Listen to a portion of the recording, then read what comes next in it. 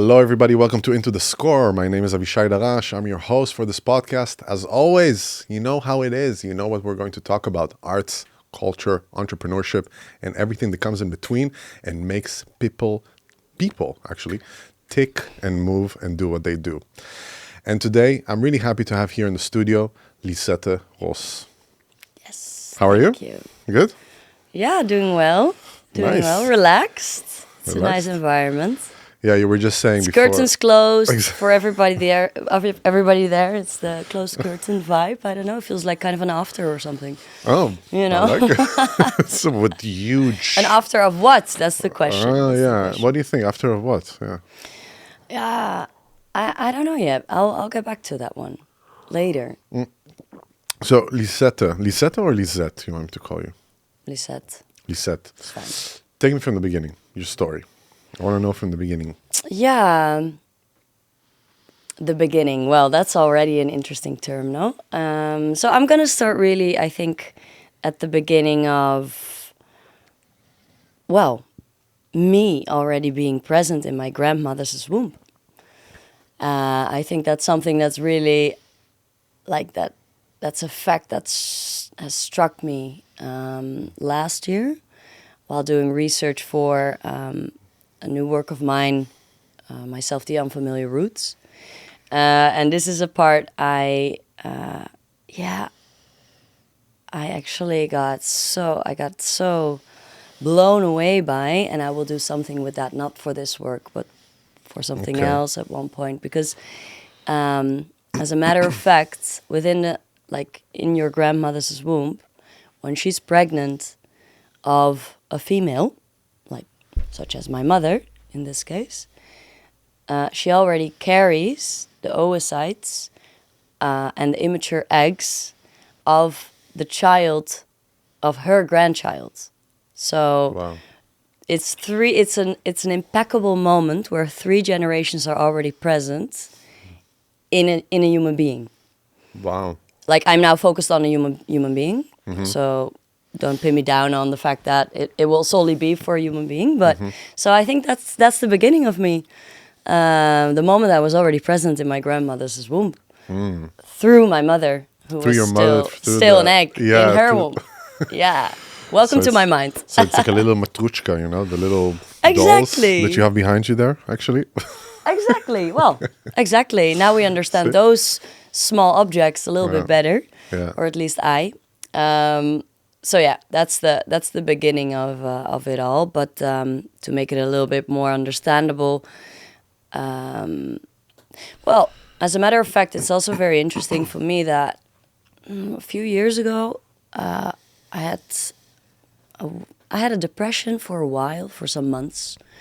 And then people say, oh, it's only months. True. But for me, it was really, it had some powerful impact. And, well, literally and figuratively, when I could see the light again, after a couple of months of being depressed, I really wanted to understand, certain minerals and demographics and statistics of my body. And to do so, I did several different things. I went to several alternative medicinal cares, as well as an alternative physiotherapist.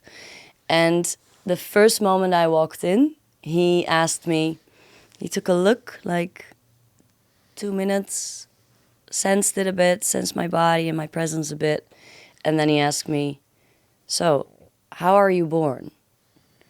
And I was like, what do you mean? Like, literally, like, how did your mother give birth to you? What state was she in? How did you come out? Like, all those physicalities, basically. And that's the moment when I started to explain him of all I knew, of course. And that was also a very striking moment where he connected dots in, like, the first hour that I was there. Like, okay, so that is why you're still suffering from, or struggling with out of balanced demographics of your body within your second brain, for example, your belly, or that is why this. And the beautiful thing is that I never forgot that. So that's actually where the beginning was already from. How was your birth? Unconscious Actually? interest. How was your birth, actually? It was a natural birth. I'm born a week later than expected. So I think I was quite settled in that sense. Yeah. Or not ready yet. And that's also interesting. If we take it up to now, I like to slow things down. I like to get my patience and really take attention for certain things. And good things take time for me.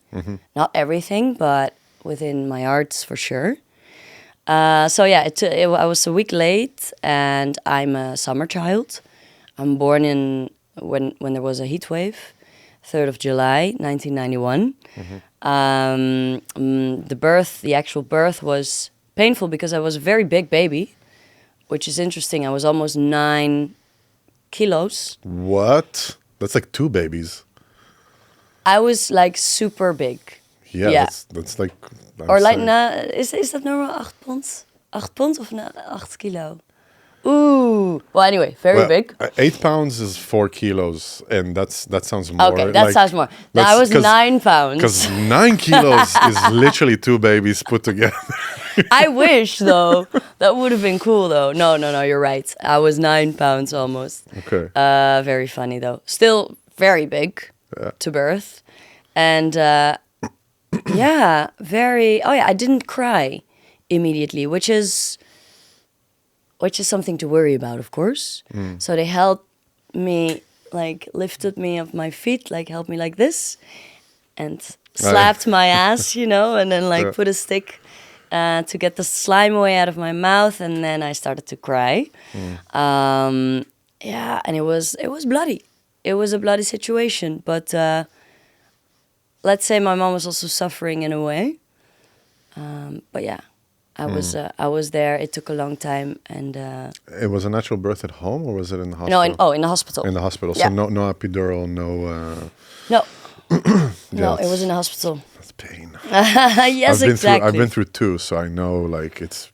Oh, you birthed 2? I mean, I didn't birth 2. I was there, and I remember telling my partner I would tap out way before. I would just be like, get this baby out of me. I don't want to feel anything, Yeah. Yeah, but women are so much, their pain threshold is in a different universe than men. Yeah. For us, and I learned a lot. It's like this Urkracht, this primal force that just pushes the baby. And I remember, I have 2 kids from 2 different women, and I saw both of their births, and the first one we did it at home. It's like a bathtub and like a water birth. And at some point, I really thought she was gonna die or something. She was like yelling, and then I go to the midwife. I'm like, is she gonna die? Is this okay? And she just looks at me. No, it's completely normal. And I was like, whoa, okay. Hardcore. And the second birth, we had to go to the hospital. They had to open up some stuff and get our little son out. But it was I have a completely different view of how women can handle pain because of that, Oh, it's very beautiful that you actually were present during the entire birth. Many are not, right? Many fathers, yeah. Many fathers or partners. Yeah. So it's an Urkracht, and that's also very interesting. The past has been female, the present is female, the future will be female. Yeah, the future will be female, you think? In the broadest sense of the word. Right. What do you mean by that? Like people who identify as female are also included for me. No, but I mean, you say the future is female. You mean the future of humanity is female, or what do you mean by that? Yeah, no, that's of course a big thing, but I love to philosophize about those themes. Guess what? We have a lot of time. Yeah, exactly. So let's definitely do that together. I think the future is female. Well, okay, for example, we don't, like females, I also identify as female, so we don't even need the actual men anymore. We can create artificial sperm. It's still very pril, exclusive in a way as well. but it will become more and more, and it will be more present, and that is Yeah. very interesting to me. That doesn't mean you don't birth male Yeah. creatures, but I think the whole terms, like the binary, is interesting in that sense that we need to recreate, we need to revise that in general. The And then- perception of binary, non-binary, perception of genders, I mean. Yeah, but female, let's say the future is feminine, maybe that's a better word. In terms of empowerment. Hoe zeg je dat ook alweer? Emancipation. Yeah. I mean, it's already, it has been patriarchy for so many years. We're ready to go to the other side, if you ask me. Yeah. Yeah. And you're asking me. I am asking you. I mean, So that helps. it's your time. Like I really want to hear your view of the world. You know, I want to I want to get to know you better through the time that we have now here. And when you say, like, when did you, for yourself, realize that gender is a concept for you? Do you remember when it was that it's like, okay, it's a matter of choice, a matter of identification? And like consciously? Consciously, yeah. I think, yeah, I don't know. Consciously, I was never really focused on you know, this is that or this is that. It's like so excluded or separated from each other. I was already, as a child, you know, I was the same basically. I mean, obviously, I became a bit better at how to dress and how to present myself, but in different contexts. But I never understood the boys section of, you know, shopping clothes there and the girls section and like, whatever, you know. I don't care about that, including toys, including things you like to play. You know, I was always how to say, performing jackass stunts and stuff. Like, is that then not like shouldn't I be doing that? So if I analyze back, I've always been hoping that it wouldn't matter. Yeah. Yeah. And also living that life.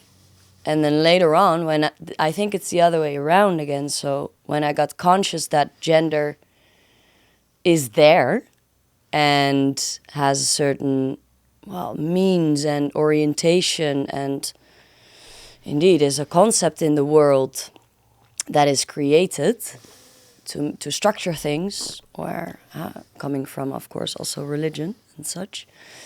That was for me the realization. Oh, okay. Yeah. So now I need to form or shape or mold myself into those boxes, basically. And that's also the moment when I started to realize, and of course started to get connected to others, to like-minded, or others who inspired me even more. Like, hey, it's a construct. And that's also the moment when I started to dig into, I mean, Judith Butler as a very important representation of this theory.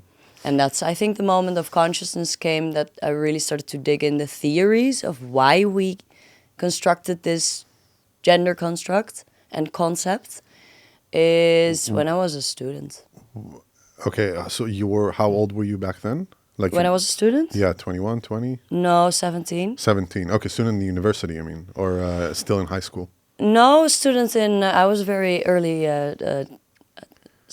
child. So I was in the fashion academy. Fashion academy. Yeah. Okay. So what is, okay, no, I have a different question. Did you feel that you needed to fit yourself into specific situations with your femininity?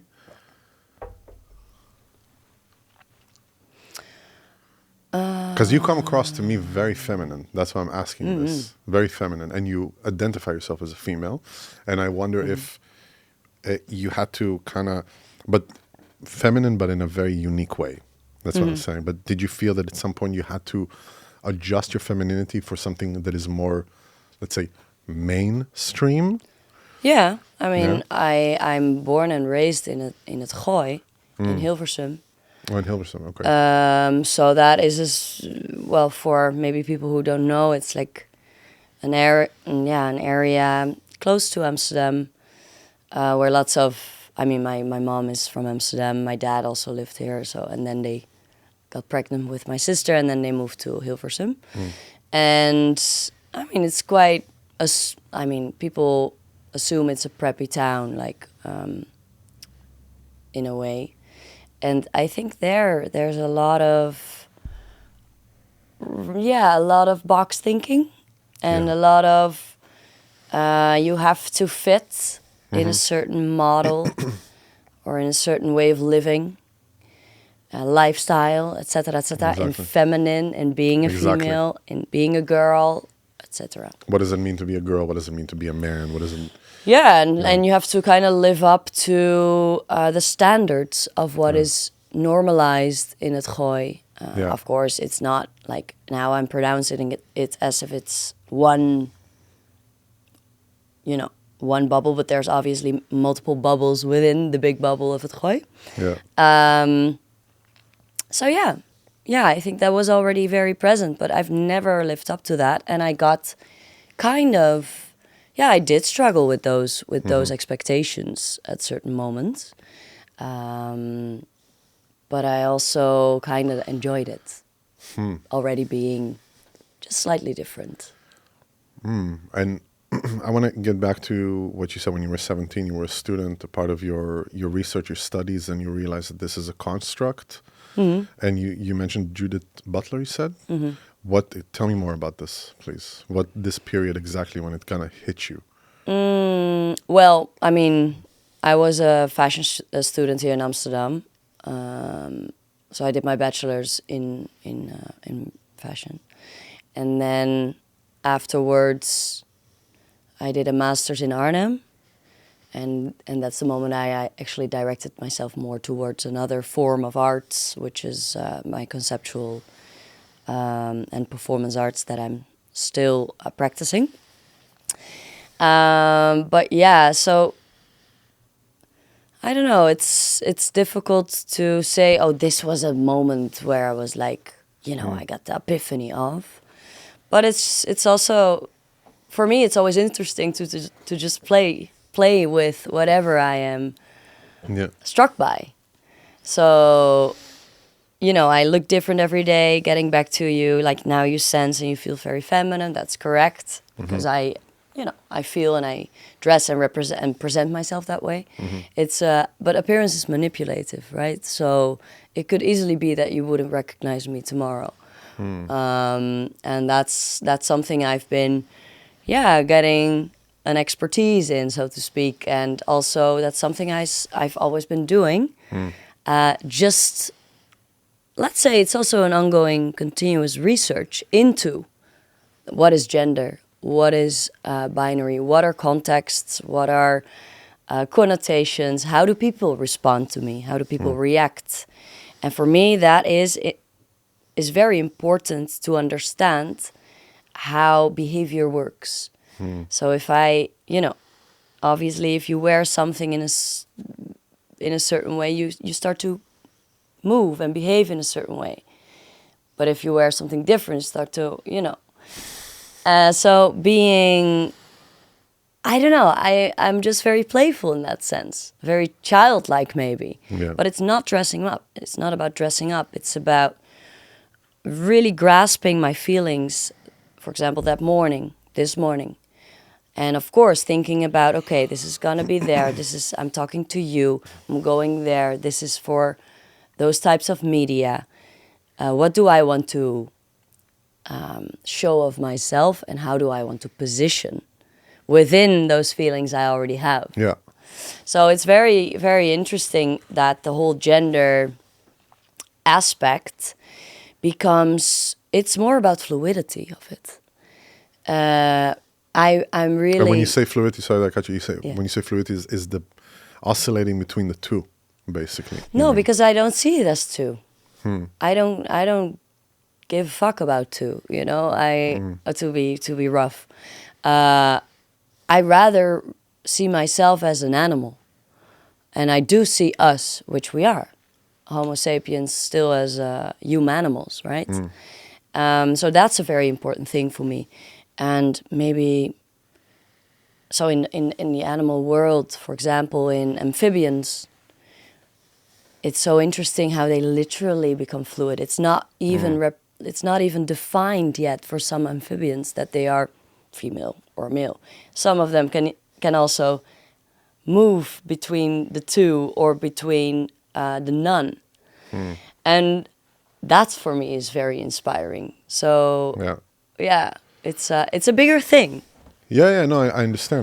But what the thing that comes up to me that I wanted to ask you is also, did you feel that in the fashion school it was very segregated into two genders in that sense?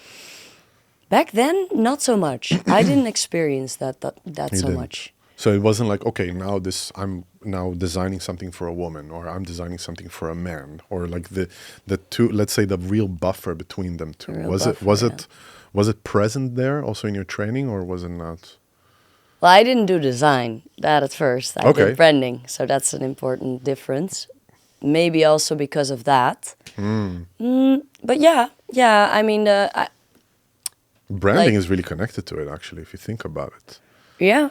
Because but if you are creating a brand, you are selling it to people you want it to, right? To arrive to specific demographics in that sense. And then these demographics, you have to appeal to them on a very basic level in that sense. And the question is, do they train you also to think women would want this and men would want that? Yeah. That's an interesting correlation. Yeah, it's an interesting correlation there. Yeah. To your revelation, understanding that, and then maybe... Yeah. You get what I'm saying? Yeah, for me, it's really important to understand how the society is programmed, how, the identity of the society is structured. And here I'm speaking obviously because I'm from the West. I'm most specialized in the West at the moment. That's why it's so interesting to go to other parts of the world, which are structured and programmed entirely different. Yeah.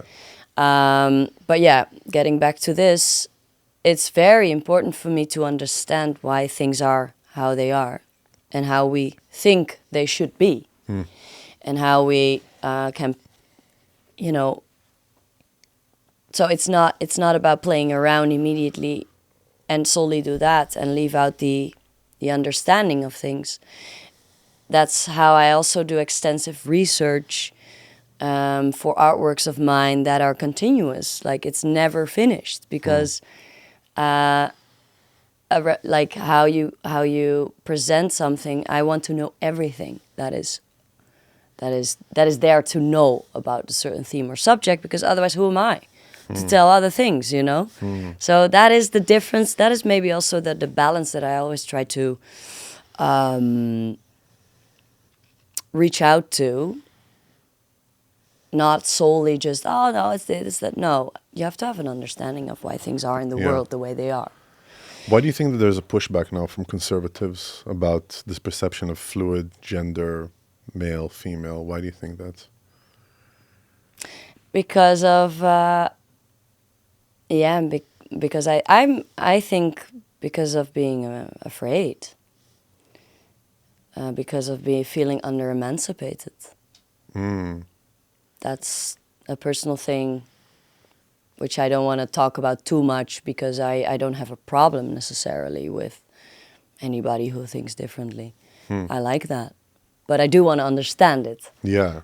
In order to have a dialogue or an interesting conversation. I mean, I have many different people around me who I see and visit and meet and who I consider friends that might possibly be conservatives. Yeah, and what were the I mean, if you don't want to talk about it, it's fine, but I'm just curious about what were the arguments that they would give you, not arguments, but what would be the discussion points they would give you to prove their point in that sense.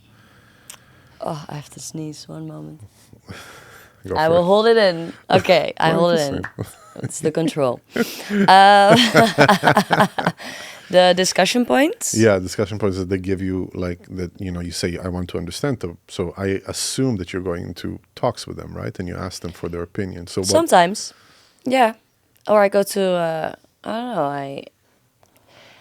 It fascinates me, like things that are different for me, and probably I'm different for many other people, from how they how they normalize their life. Um, it doesn't mean I go into discussions immediately. I want to get to know their worlds and their lifestyles, and it also doesn't mean I visit a lot of, you know, wherever they like to go to. But I mean, I do like to go to the church, for example, to experience some concert there or Sunday mass, or um, um, I watch a lot of like real life shows on AO or whatever channel there is, just to understand. Oh, what are they like? How do these people live? Because I do understand that I'm not representing the Netherlands, for example. I don't, and I don't mind either. I don't have a feeling that, I understand that I also live in a big bubble, in my own world, probably. Yeah. So it's where both ends meet, you know. Yeah. And I for me it's also a personal, not challenge, but also a personal joy when I have the ability, and when I sense the capacity in me to be able to talk, have a conversation with any type of being, wherever.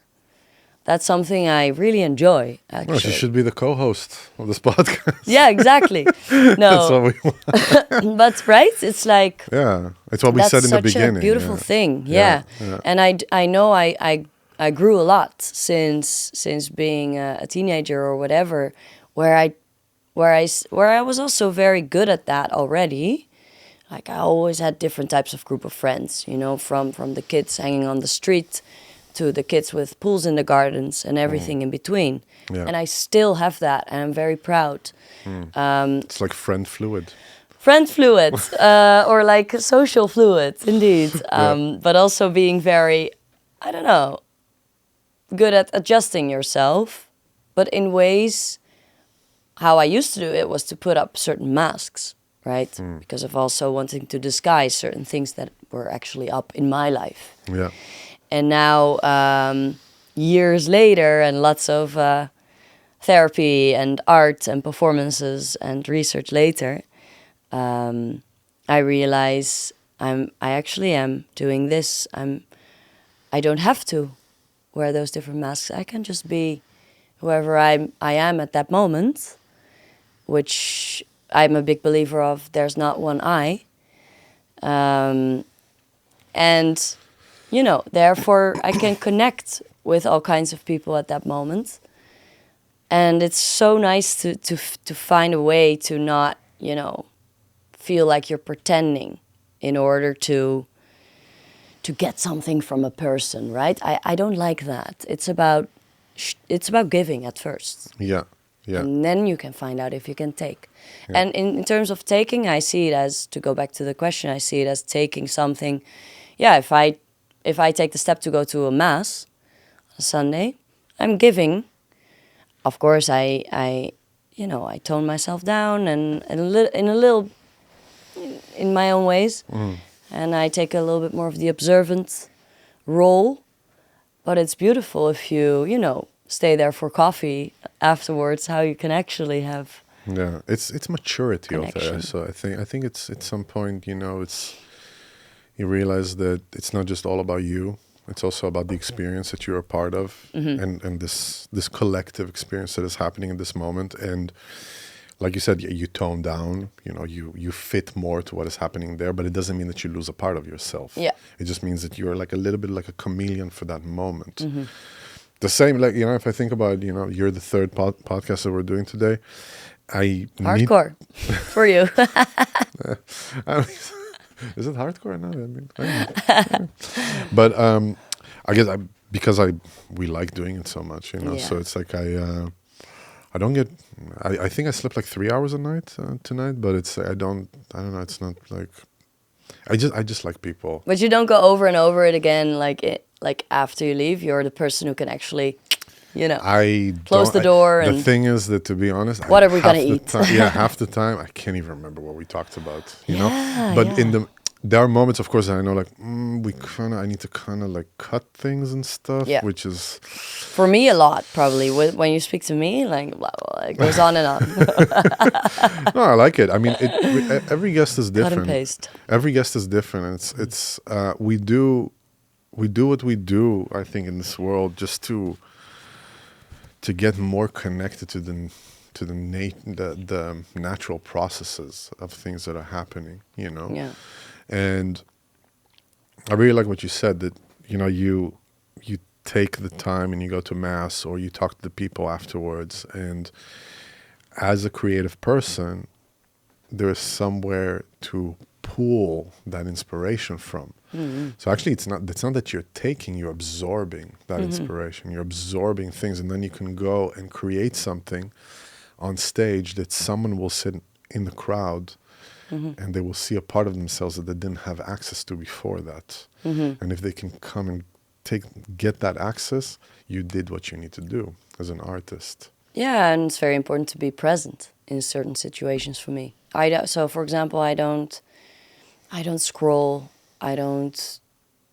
Of course, I use social media, but that's a big hate and love relationship for me. Yeah. So I don't absorb those things from the internet necessarily, or let's not say internet, let's say socials. Of course, I do from the internet, but I'm a big, I don't know, I just love being present in certain situations. Yeah. Because the senses, the different senses that need to be triggered for me, and being in a situation where people unite or find a way, with the gospel, for example, music unites, Yeah. singing, being present there, that is unifying. Yeah. And then it doesn't matter that much anymore, like what the skin color or whatever, I really find that so transforming on its own. Yeah. And to absorb that, for me, it requires triggers, being touched. Yeah. In not necessarily in all the senses at the same time, but in senses. That's also one of the reasons why I love traveling, and I'm very grateful that I can. But I travel a lot for my arts. For most researches or projects, I have to, because I have to touch the land. I have to bond with the space and with the people and with, from macro to micro, in order to create. Yeah. Yeah. And what are the themes that you're currently working on right now? Yeah, so I always work on different projects and themes at the same time, of course. Sometimes you put something on the shelf again and you get it back, and just like a book, But at the moment I have been, very important for me is the theme of the roots, of the unfamiliar roots in my case, which I've been researching since 2023. And it's about, they're getting less unfamiliar because I got the opportunity to get back this year again to Indonesia. But my... You have Indonesian roots. In Indo. So Nederlands-Indisch. Yeah. Yeah. Yeah. In Indo-Dutch. Yeah. And yes, so my grandfather's from Java, Surabaya, and he was born in 1916, so it's a long time ago. He's passed away also since a long time. When I was 11, he already passed away. I'm now 33. So I am digging into unfamiliar roots because let's say I'm one of the many people, many of the third generation that also are still suffering from Indisch zwijgen, Indo silence.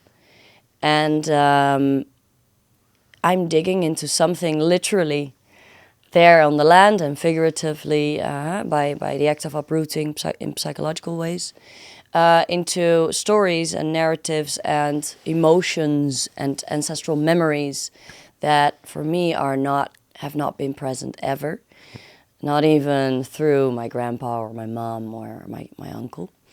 So it's very difficult and emotional, heartbreaking and heartwarming, shameful, feeling guilty, but also very empowering and feeling honest and sincere. What do you feel guilty about? Well, that's something that that's the colonialism, of course, that is, entangled in everything. Yeah. And Is it your guilt? Is it you? Because you didn't do it, right? of course, but that's always so simple to say, right? Like, No. I'm not no, simplifying it. I'm not simplifying it. It's just for that me, it's difficult I'm not to. simplifying it. It's a feeling. Yeah. It's not a thought. So I felt it, especially, for example, being there the first time on Java, in Middle Java, Central Java, sorry. In 2023, I really felt the silencing in me, and that for me was so uncomfortable. While at the same time feeling the walking around in certain areas in towns, like outside of the big cities, of course. For me, it was very, I don't know, I just sensed it. But that's also a projection, probably, of what I know, what I know that is being how to say, pushed in us here in the Netherlands. And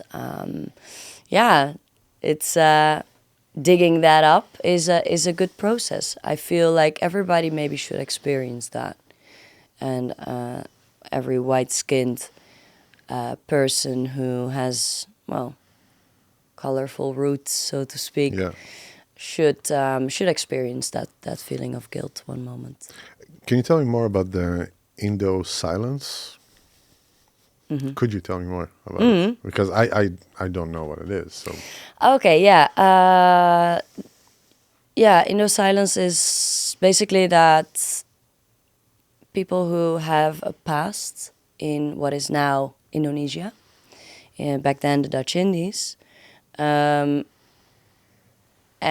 had to, I don't know if it's sadly, but let's not put any emotions to it, had to silence the stories, or wanted, but most of the time they had to silence the stories when they were either repatriated to the Netherlands or migrated to the Netherlands, depends on which time frame we're speaking in.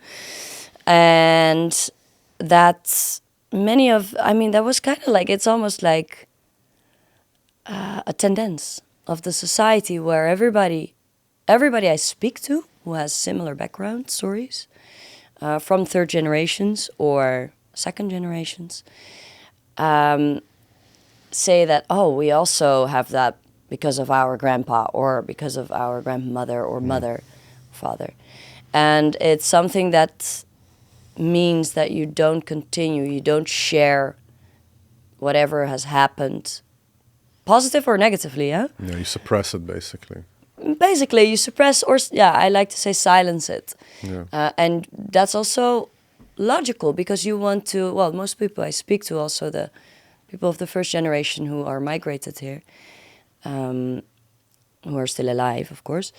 Some of them who I speak to also say, yeah, but we wanted to because we needed to assimilate.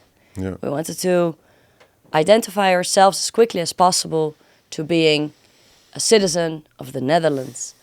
And of course, I'm now focusing on the Netherlands. Yeah. And therefore, that's just some sort of mindset, right? But for me, it's really interesting how that silencing and especially the things that happened before that, so in the land that is now Indonesia, like what has happened there? Like how did my grandpa live there in his children's years? Yeah. And he had a great time. That's something I discovered, because the Indo silence, I thought it was because it was all horrifying and horrible and negative. That's why you're silencing yourself.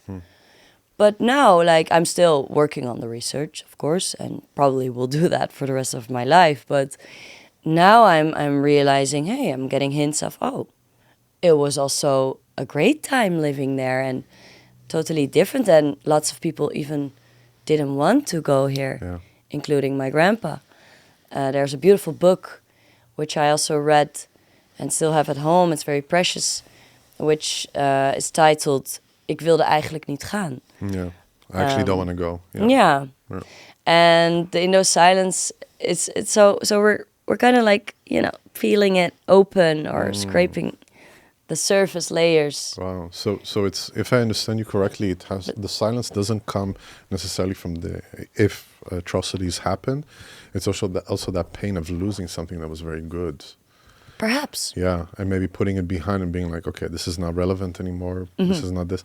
If you don't mind, I want to share a story also that's Yes. connected to that, because Please. I'm second generation immigrants, and my my father was born in Iraq, and he never spoke about his past with me. You know, when he was in 1950, they went to Israel. They moved after the ethnic cleansing that they experienced as Jews there in Iraq, and I didn't know that they had such wealth there. For instance, my grandfather had like a theater, a podium. You know, that people came and played music there, Wow. which I didn't know. And he had apartments, and he had cars, and he had wealth. You know, and then they had to leave from one day to the next and lose everything. And kind of like my grandfather didn't really recover from it. I mean, he passed away many years ago, but he didn't really recover from it. And only now, in the whole war that's happening in the Middle East, I spoke with my dad about it, and he only now started to tell me, and my dad is almost 80, about his life there. And for instance, that my great-grandfather was murdered in 1941 in Falhud. There was like a pogrom in Baghdad, and they just hunted Jews, and they killed him. And I had no idea. It's the first time I heard it. I'm 38, and it's the first time I heard it. So, and then I started to realize because you're talking about Indoswijg, right? Like the silence. There is a huge amount of silence also of Jewish refugees that came to Israel, and they had to rebuild the entire thing after losing everything, but no one spoke about what they went through. No one spoke about it. And it was just this thing of just work. Just do. Just do. Don't feel. Just do, don't feel. Just do, don't feel. Yeah. And only now in the last few years, I'm starting to get some information. You know, I'm starting a bit to get information about it. Yeah. But I see with him, he just doesn't want to get into it also sometimes. He's like, nah, you know, it's not relevant. Or he would tell me stories, and he would just be like, wow, I never told it to anyone. And I would see him like going into this thought, you know, of like, Loophole. Loophole of you know, I never said it to anyone. None of your siblings know it. Your mom, she passed away also 10 years ago. It's like she doesn't know it even. And I was like, whoa. You know. So it's never too late actually to open up these wounds and to talk about it, because at some point I believe in that. I see my dad as an extremely powerful human for the stuff that he did, you know, and what he accomplished in his life. However, I see now that he's getting older, and the older he gets, the harder it becomes to keep things in the system. It's harder. It's harder. The body is not that strong anymore. He's an ex-Navy SEAL. You know, it's like he was a very controlled, no emotions. You know, especially Shayetet 13 in Israel. These are like the people you send to clean up. You know, Oh my God. they're really like the dangerous people. And he never spoke to me about it. Never told me what he did in the service. And what's interesting is that things are starting to come up now, and I even told him, you need to write a book about this, because it's insane stories, you know. Is writing his preferred medium? I mean, he wrote. tool? He read thousands of books, so he loves to read. And I thought that maybe writing from him. And then he told me that he wrote 80 pages, but he tossed it.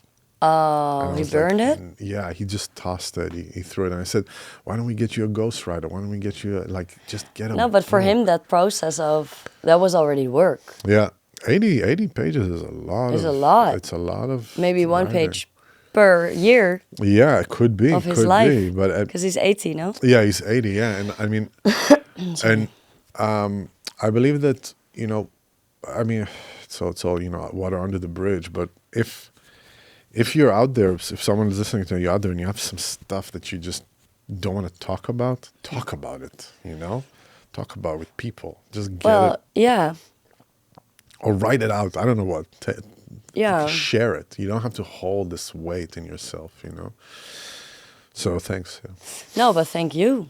Yeah. That's this is some weight already. The story that you are telling me, Yeah. which is probably in a nutshell. It's in a nutshell. It's yeah. it's. can I tell already you after- feel the weight. I can tell you after, because I don't want to put things on camera here, but Yeah. afterwards. But yeah. Yeah, I'd be. Wow, I'd be honored.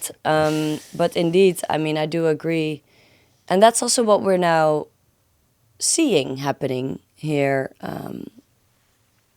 It's. I mean, not.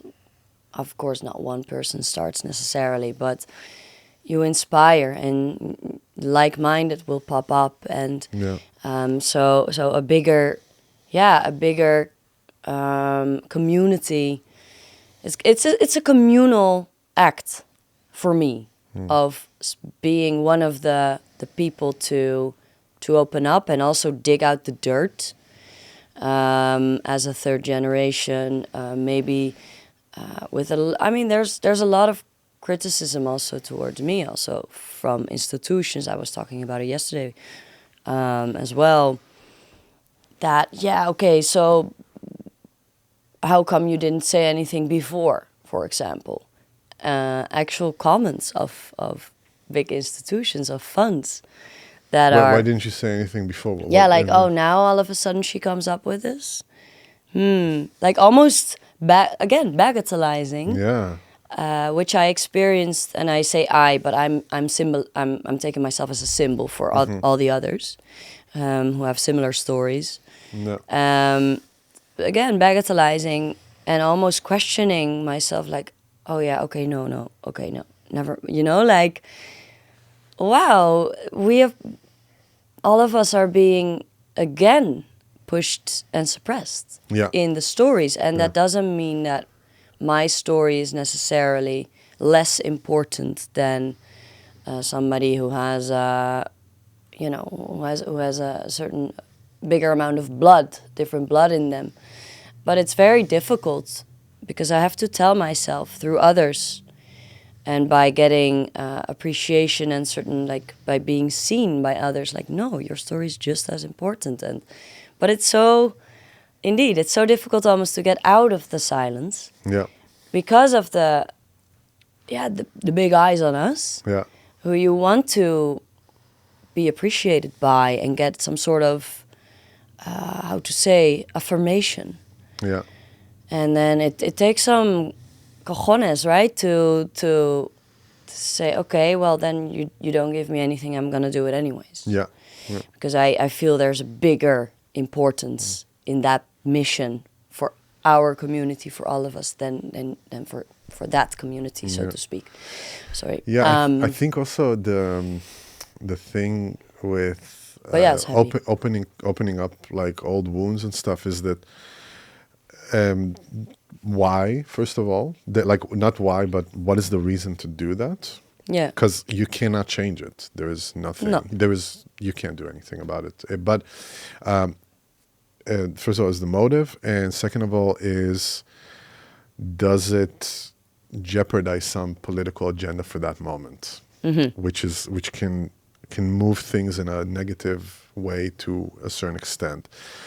Of course, it's not binary the way that I look at it. It's very non-binary, and that it can be it's also timing.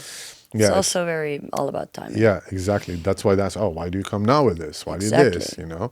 And I wonder if you took any concessions in your research because of that, or you said, no, I'm going to go and continue doing it the way that I do it. It actually gave me more motivation. Yeah, exactly. Yeah, the other way. Exactly. I was like, of course, it hurts, and I mean, I get very frustrated. But it's also kind of like a bit of a story of my life. Like, if I have to wait for other people's affirmations and confirmation, then I wouldn't be able to do anything basically because I'm always in a certain pioneering state of being where others are not, or not everybody is there yet. Yeah. Including my own parents, including other family members, etc., etc. School, institutions, la la. So for Are me, your it's parents like, supporting what you're doing? They're yeah, they are supporting, but they're not really. Um, we don't. I mean, they're not really affirming or confirming or showing that necessarily. I guess they're doing that in their own ways. Sometimes it's quite like, like I don't know. Also, that you have to put. I try to place in perspective. Yeah, let's keep it to that. yeah. To go back to the big eye of the other parents when you're an artist like me, which is it's like surrogate parents, like the institutions, the art landscape. Yeah. That's a good way to put it. Yeah, the funds and big people, who have something to say. Of course, you wanna get supported, but does it mean that if I'm not? No, I grew over that with a lot of anger, pain, and frustration and emotion. But yeah, I also grew over it, and I'm like, okay, if you're not supporting me in that way, I will redefine my mission, maybe make it a bit more nuanced. Of course, I'm not ignoring some certain critics, or yeah, whatever people have to say. I'm not ignoring it, but I will search for other ways to do so. Yeah, because I only share something that I'm doing publicly when I feel confirmed by myself and by my own vision. Yeah, your internal compass, actually. Yeah, that tells you. exactly. And that can take years Yeah. for some themes. Timing is Timing. everything. Timing is everything. Yeah. And sometimes you lose some. That's totally correct, and that's why I always tend to revise certain works even after 10 years now. Like, oh, this is interesting, an existing artwork. This is so relevant now, maybe even more, and people will understand it 10 years later. Then I will revise the work, recreate, or not necessarily. I keep the conditions, I keep the actual work, but I revise it, make a new edition, for example. And then it's so interesting to see how it will land Yeah. in not necessarily the mass. I mean, it's still bubbles I'm speaking about, or niche. Do you revise all your work, or is it, or you have works that it's like it's done, it's not relevant anymore for me, let's move on? Of course, that's also a way of moving on. But no, the process is the work for everything. Yeah. Yeah. And I'm saying it's interesting because for us, for musicians, it's kind of like you got the recording and that's it, bro. Yeah. Recording is done. Like I hear, we just finished my solo piano recording.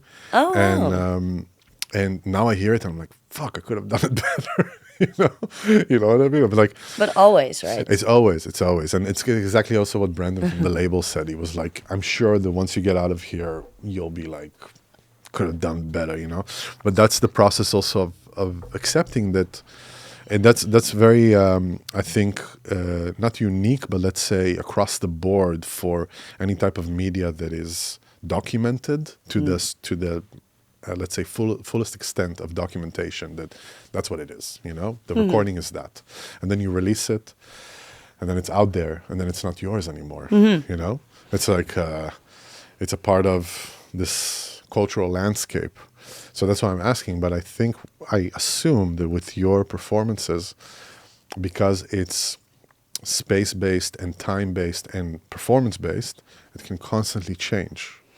Right? And you can adjust it. Also, your body is changing, your concepts are changing, your perception of the world is changing, and then you adjust it, which I find very interesting. Yeah, me too. Yeah. Otherwise, I don't want to. An example is is also, I mean, it happens that a work does land immediately very well in society.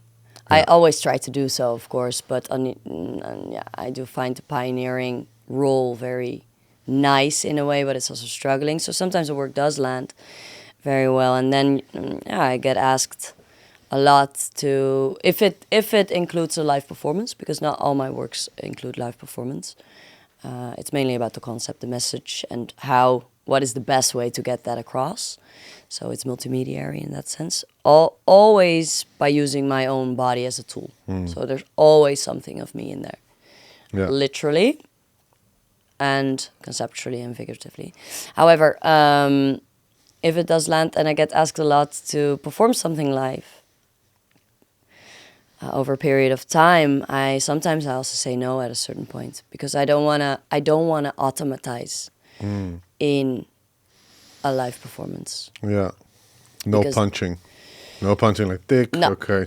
No, then it gets well, only if it would be stronger for the concept, but then it gets, I wouldn't want to say boring for me as well, but it gets just automatized. And the one of the qualities within every live performance, even if I do it of the same artwork, is that it will always be different, because indeed my body and my feelings and maybe even the way I look, but even if it's not the way I look, because I have certain conditions for my works, it will always be different if it's live. And that's the importance of it. Like, a recording is very important. However, it's so frustrating when people also ask, like, okay, so you performed it live, but where can I see it online? Like, it's, of course, thank you, I still appreciate it, but you have to experience it. Yeah. It's about senses and sensing. So it will be different. Yeah, but that's the thing. Like, for instance, we were just talking about it, that when you record an album, it's kind of like the bait to bring people to the podium. That's the bait. It's like, because they want to hear it, and they want to hear it at home. They want to run it in their playlists, or they want to just consume it, put it in the background. And that's why, as musicians, at least for the professional ones, it's like we think very differently in the studio, in the sense of, we put it in the studio, we know that it's like a compacted version of it. We put it out, but then when you come to the live show, you get really the live aspect of it. It's like, you get the experience. And what you said right now, the space is so important. Yeah. People sitting together in the space, having a live performance in front of you. Otherwise, if it wasn't that important, people could just come together and put just a CD together, or have a big screen, and just see your performance. Yeah, which is nice, which is amazing, and indeed, I mean, it's still, like, I really appreciate it. Yeah. But for example, and that is also related to the big theme I'm working on, and the research we just spoke about. Let's say smell, right? Odor. If they go to a live performance of yours or of mine, there's something, probably also of the others. Like, it's something that is, we cannot represent that through screens. No, God, you remember that time when I'm focusing now on odor for my roots research. Okay. Because it has a direct connection to ancestral memory. And it's very interesting. That's what I'm going to do this year, when I'm going to go in a month again to Indonesia. So that will be my second embodiment, the act of smelling. Did things come up with you when you were there? Yeah. When you smell things, it was like... Yeah. It's immediately when I open the airplane doors, there's like, there is a thing. And it's also like, not Java is a big island, Ambon is smaller islands, but even like, it's so fragmented, and within the different areas on those islands, that's so interesting about smell. There's hardly any vocabulary, especially not in Dutch, that can, glue words to smell or taste. Yeah. Taste we're even better at, but you don't have taste if you don't have smell, right? Yeah. So, but that is very interesting as well for me with still performing live. I also said no to many requests this year up to June, because I just didn't want to just do a live performance. I wanted to experience how it is not doing it. And then this month, I literally am doing 7 of different works, which is a lot. So 7 different works. Wow. That's 7 4 different different projects. works. Complete. Okay. Yeah, 4 different works. 7, but you're performing 7 times. Yeah, Okay. exactly. And it's like one launch of a new work, another launch of a new edition. And then it's so interesting to take that, okay, and place it into the senses that I'm talking about. And then to also experience with myself, like, okay, so Lisette, so the first 4 months, you were basically working in different ways, different parts of the channel. Now I'm working on the last parts of the channel for this, showing these works or displaying things in exhibitions, etc. And then what are the different experiences I have with my own senses in those different pathways. Yeah. So it's so important for me to keep experiencing that myself in order to grow and to continue. I don't know why I'm coming up with this, but I'm No, just... please. Hey, I love it. just sharing. It's good. It's good. It's good. Yeah. At some point, I see in the podcast here, people are like, "Whoa, I went really deep" or something, and I'm like, "Yes, go Yeah. deep, No, share this it." is not. Yeah. Are you thinking? nice. Are you thinking that? How are you going to incorporate the smell in your performances? Are you going to like simulate the smell and release it in the crowd, or are you going to? What are you going to do there? I don't know yet. I think that would be really interesting, even if it's just not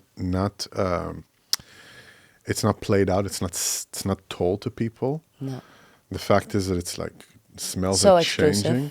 Yeah, it's kind of like, wow, this is. I'm experiencing something I haven't experienced in theater yet. I remember taking it's different, but I'm talking about smells and all that experience. 4DX in the Pathé. I took my son to. What is that? It's like it's basically a vomit machine. This thing. It's like. Oh, you're on a moving chair. A moving chair, and I'm like. Oh my lord. And it's like it sprays water on you and Oh, smell. yeah, And it gives you things exist? in the. Yeah, it's a big hit with kids. It's a Oh, nightmare. cool. It's a nightmare with adults. Nightmare. I went stoned with my wife there also, and we fell asleep because the thing. Yeah, you're like the baby. Yeah. Exactly. Yeah. I was like, okay. And no, so let's get back to that question. How do you think of incorporating, or you don't know yet? Yeah, well, so for example, last year I had this epiphany of how smell and scent is connected to, literally connected to the ancestral memory, and also that being related to the fetal stages when you're in the womb, because it's going to be the 6th installment of the Myself series, for which I've been investigating the self and the identification process for 10 years now. So the first piece was in 2015. And so this part, so it's literally related because in the first trimester, and again we go back to the womb, that your mother is pregnant, in the first trimester already you develop your olfactory receptors. Which is mind-blowing for me. So in the 2nd and the 3rd trimester, those receptors are actually already sensing and connecting different taste smells in the amniotic fluid to recognition. So it's highly interesting in the sense of identification already of that creature. And that is something that you will keep on growing, which is already related to your past generations. Because this was the same, like we started with a grandmother, etc. Exactly.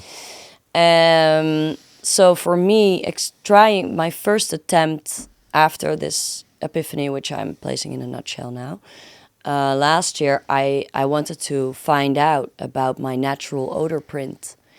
There is actually an odor print that we all carry, which is as unique as a fingerprint. Really? Yeah. Wow. I didn't know That's that. also wow.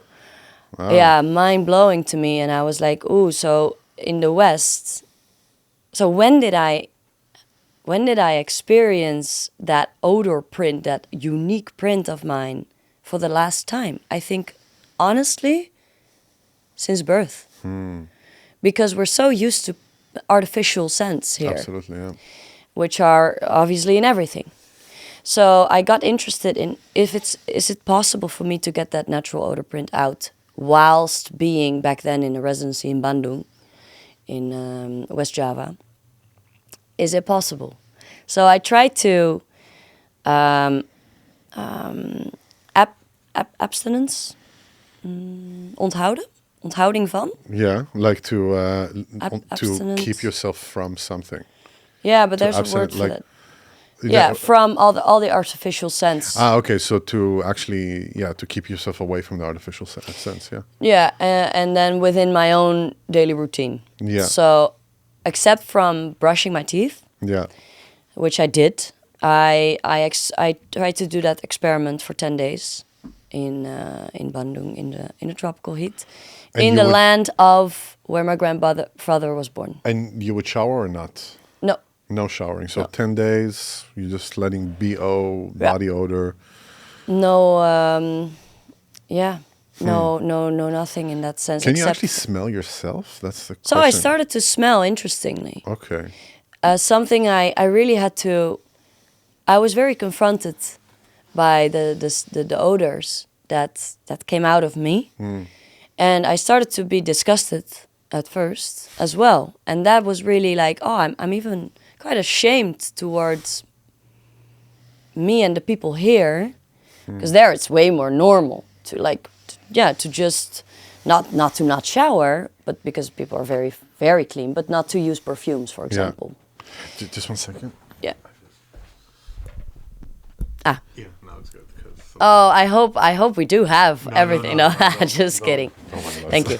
I just have to compress it a bit. Yeah. So there I felt way more comfortable after a short while, and I also had to teach at university there in Bandung. So I came there in the same clothes as well. Yeah. No change of clothes. And I started to be disgusted with my own smell at first because of this projection. I'm from here, so it's so normal and normalized to spray up, to perfume, to basically use all the marketing. I can actually smell my neighbor when I drive into the street. Oh my lord! Yeah, exactly. it's I got horrible. so I actually sensitive. had to tell him, can you stop? This is That's disgusting. That's heavy, no? Yeah, it's like, ugh. And it's all about, of course, there's a direct connection for me with commercialism and capitalism in a way. But besides that, for me, I realized, oh, this is interesting, because here I'm peeling off another layer of me as a Westerner, and that's basically what I'm doing, right? I'm now peeling off the layers within my identity and identification process that defined me as a solely Western person, which maybe I'm not. And how to peel that off is now in the area of smell, which is, as described, for me directly related to researching this ancestral memory. And doing that first experiment was therefore very interesting. So I will continue with that. I will do that again. Also, in the end, I was very proud. It Did kind you of do it cleansed here me. also? Not yet. No. But I will, and that will be even more difficult and triggering and confronting for me, because here it's, people have a perception of, oh, you don't shower every day? Like, I don't shower every day. Already that. Or, so it's going to be a level up. Wow, interesting. Have you heard of this phenomena that happens, the breakup? How's it called? The anti-conception breakup, it's called, or like they coin it differently, that a woman takes the pill and she falls in love with someone and she wants to get pregnant, so she stops taking the pill, and all of a sudden she's not attracted to her man anymore. Oh yeah, that's the pheromones. Yes, Yes. exactly, because the whole hormonal system is completely... Doesn't match. Doesn't match, because That's the bestial side in us. Yeah, I mean, that's Yeah, the thing, because for real. if I am with someone, if I'm with a woman and I find her like smell very attractive, it's because our kids, the immune system's fit. So it's going to make strong offsprings, you know? Yeah, exactly. It's not like, crazy. I like your perfume. No, it's No, after that. It's after. It's to smell really the skin. And Yeah. if it comes as this response of wow, then it means your kids are going to be healthy. It's a biological thing. Yeah, exactly. But then it's interesting that people take the pill and then they drop the pill to get pregnant, and all of a sudden they get realize to their natural hormones. And they realize I'm not actually attracted to that And person. then the eggs won't let the sperm cells through. Exactly. Yeah, Exactly. It's highly logical, but also so fascinating. No, Exactly. I'm Yeah. like, yeah, it's right, and Yeah. I can confirm that as well. Like if you don't match with a smell. So for example, here it's way more intimate. So I will do this experiment later this year here. I will do other experiments in Indonesia, of course. I have some certain ideas. I have an exhibition already. I already made a sound piece with an artist there. So I'm exploring different media because it's such a different medium, smell. But let's see what happens. Anyway, so the intimacy here of smell comes through after meeting someone you like and, for example, being in bed the first, second, third time Yeah. together. Yeah. And then finally, after a while, you start to smell Yeah. the other person Exactly. for real. For real, yeah. And the liquids and all the pheromones of the body. And then indeed, it happens a lot, right? When you're like, I don't know. Yeah. You smell amazing when we're in a restaurant, Yes. but that's the artificial scent. Yeah, exactly. And then you remove all the artificial scents, and you realize that that Yup. person it doesn't happen. Yeah. And again, that's why I mean, we're animals. Exactly what you're saying. This is biologically proven. Yeah. Yeah, we go back to Scientifically that proven. primal thing. Yeah. That primal of procreation, Yeah. Continue moving that species forward. Yes. Species, we need to make more. We need to move forward. And I just find fascinating, like you said, it's almost like there's this artificial world that creates avatars and artificial people and all that stuff. And then all of a sudden, when all these masks are gone and everything is gone, then you see who the person is. Yeah. And then you really, like in bed, like you said, there's no hiding anymore. That's also, if I bring it back here to the podcast, one of the reasons that we like doing it so much is because after some time, people really start showing who they are. We have a conversation. It's like what you said. I don't know why I went into that. Yeah, go into it. There is enough time. It's not performative. No. In the beginning, it feels performative. In the beginning, it feels artificial. I'm doing the entrance, and then people are like, "Oh, thank you for having me." And this, I didn't say so. no, No, just kidding. let's say 9 out of 10 times. Of course, it's like, of thank you course. for having me. And then it's like, oh yes, so tell me Sweet. about your story. And and I did this and I did that. Yeah, And then there at are some certain point, it's social like, codes. and at some point, my mama, it's, Yeah, it's basically this. it's true. Which I love this. We should be more like that in everywhere, no? Don't you think so? To be honest, I think that it's similar to things growing. They need the process to go into fruition. It's not, they can't just do it, Imagine that we start the podcast and I'm like, when was the last time you had sex? The first thing you'll be like, what?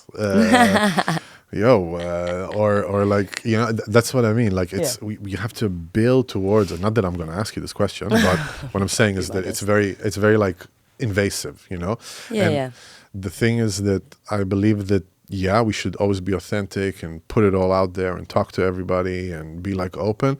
At the same time, there needs to be also boundaries, in my opinion. Yeah, I Boundaries, agree. We function in these boundaries. Your body is a boundary, has Yeah. boundaries. There are things you can do, there are things you cannot do. And if you will be without any boundaries, you can actually injure yourself in that sense. I'm Yeah. just talking about the physical body. Yeah, of course. Of course, vulnerabilities Yeah, vulnerability. Yeah. as well. And I agree. Like some people actually do like to throw everything on you, right? When you Yeah. meet some random stranger in a bar and you just want to read your book. I Yeah. have that, for example. I've got that many times. I don't know. People tend to tell a lot of vulnerable stuff to me, which I kind of like.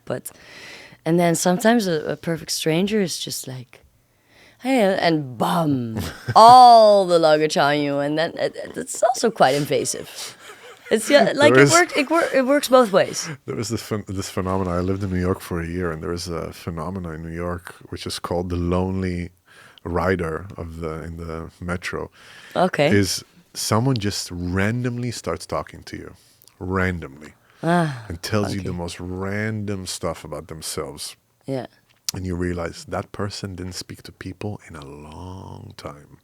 So you're just like, "Whoa," Yeah. and you're just like, okay, so this is your stop. Great, Yeah. thanks. Not, but I'm getting out. And Yeah. then like therapist. Oh my god! But is it like a is it like a project, or is it for No, real? no, it's for real. No, it's for real. Like New York, at least my experience was, can be a very lonely place because there's so many people there. People don't make eye contact. People don't. If you fall, They don't care. They don't. It's not Very that they don't. individualized. Very individualized. It's not that they don't care. It's actually the thing is that if someone passes out and you take them to the hospital, you are carrying actually the insurance costs. So people are just like, not my problem. I don't want to deal with it. It's very revolved around money, of course. So and you have millions and millions and millions of people there every day. It's carpets of people that are Yeah. constantly there. So it's not. It can be a very lonely place at some point. It can be like. I personally, for a year, I didn't see many of the people that I knew walking down the street. You have to always call and check with people because the amount of people is you can't fathom it. There are constantly people on the street. And it's constantly moving. You think like, oh, the weekend is coming and then I can relax. The weekend comes and there are more people. And there are more things happening because they want to go out and they want to do stuff. And Like ants. just like move, and how people walk is just like the New York Minute, Yeah. It seems like, honestly, I had this like funny joke that because everywhere you go, they just give you a glass of water, And then you just go to everyone, you drink glasses of water, and then you have to pee. So everybody's walking like they have to pee constantly. They're looking for like a toilet. That would be so fun. Yeah. Maybe they are. Maybe they are. Maybe everybody I has prefer that. Yeah. that kind of like. Yeah. Instead of I have to make the $1 million deal. $1 million deal. No. I have to pee. I just have to pee. Yeah. You will never win that one. I mean, it will eventually flow. That's so interesting. Why were you there for? Why was I there? I wanted to, I'm a jazz musician, and with jazz, So it's cool. like Jazz jazz, hands. shlub-a-dip-up. Yeah. Exactly. No, and jazz is like in New York is very much connected to it because of the amount of musicians there, the amount of opportunity that you have to play. And I just moved there. I was like, let me try, let me see what happens. You wanted the dream. I wanted the dream, and I ended up You gave almost up? in prison. Yeah, no. It's like, No, right? That's No. also I didn't give it up. It was just like the life there wasn't fitting for me, and I was too young. I was 21. 21 Wow. is a child. Now I look at it, I'm like, what was I thinking? It was a tough year. wild. But yeah, it was wild, and it was a very wild year, and I could take a lot of risks and leaps of faith and stuff because I was also very young. I would never do it now. But Different time as well. different in time, New York. very different time. Right?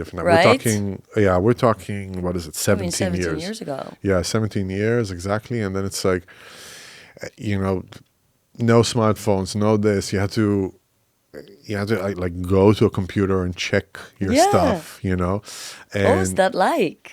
how was that like? It was fun. We had phones. We texted all the time. Where did you live? I lived in the beginning. I lived in 187 Street there, like in Washington Heights.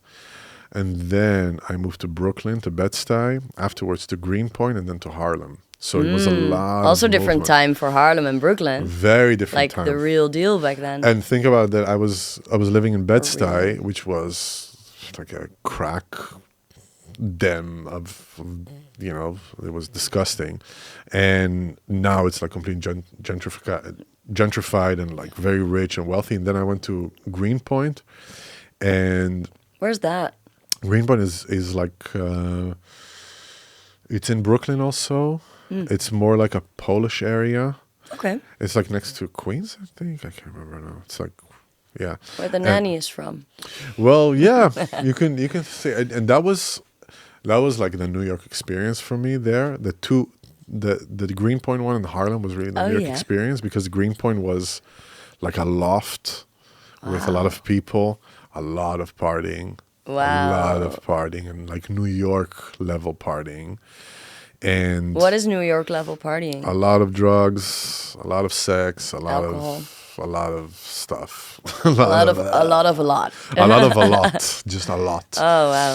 And just like Good to experience though. yeah, it's good to it's you know, it's cool. I had to regroup, and I came back to Israel, and I was kind of like, what have I been doing there? It's like, because when you're in the loop of stuff and you're just running into things. Yeah, you do the same.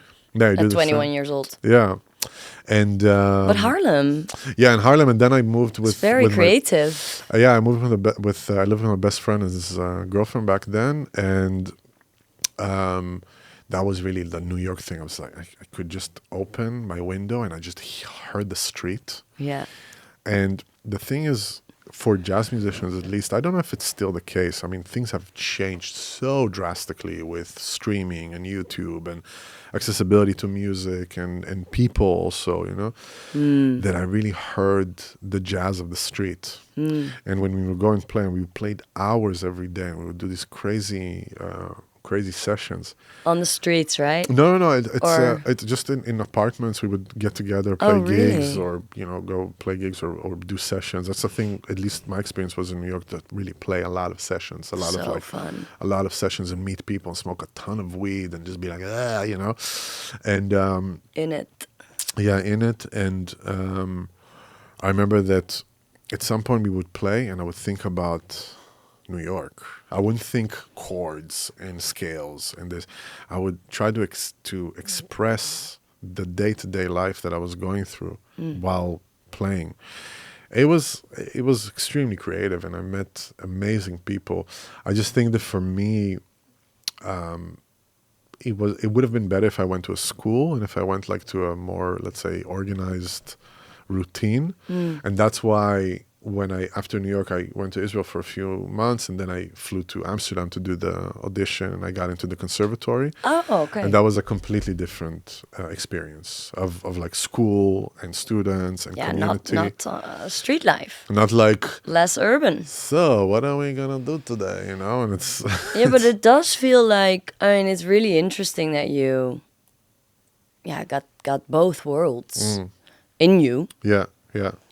Or even if for a year, I mean, New York, this life sounds like what you see on the films, right? What I maybe it's 17 years ago. It's not 70 years ago, but it's like I can tell. I can say that like you listen. Indeed, sorry, but you hear the music on the streets, Yeah. even if there's no music played. no, it's the people. That's the thing. Yeah, it's And that's the beauty of such a happening. city. Yes. And it's now, happening if you now. hear music on the streets, it's either through literal speaker box. Of course, it's not true, but it adds a layer of disruption Yeah. to listen to the actual sounds of the streets, I think. Well, I think music also nowadays became a commodity that people just consume.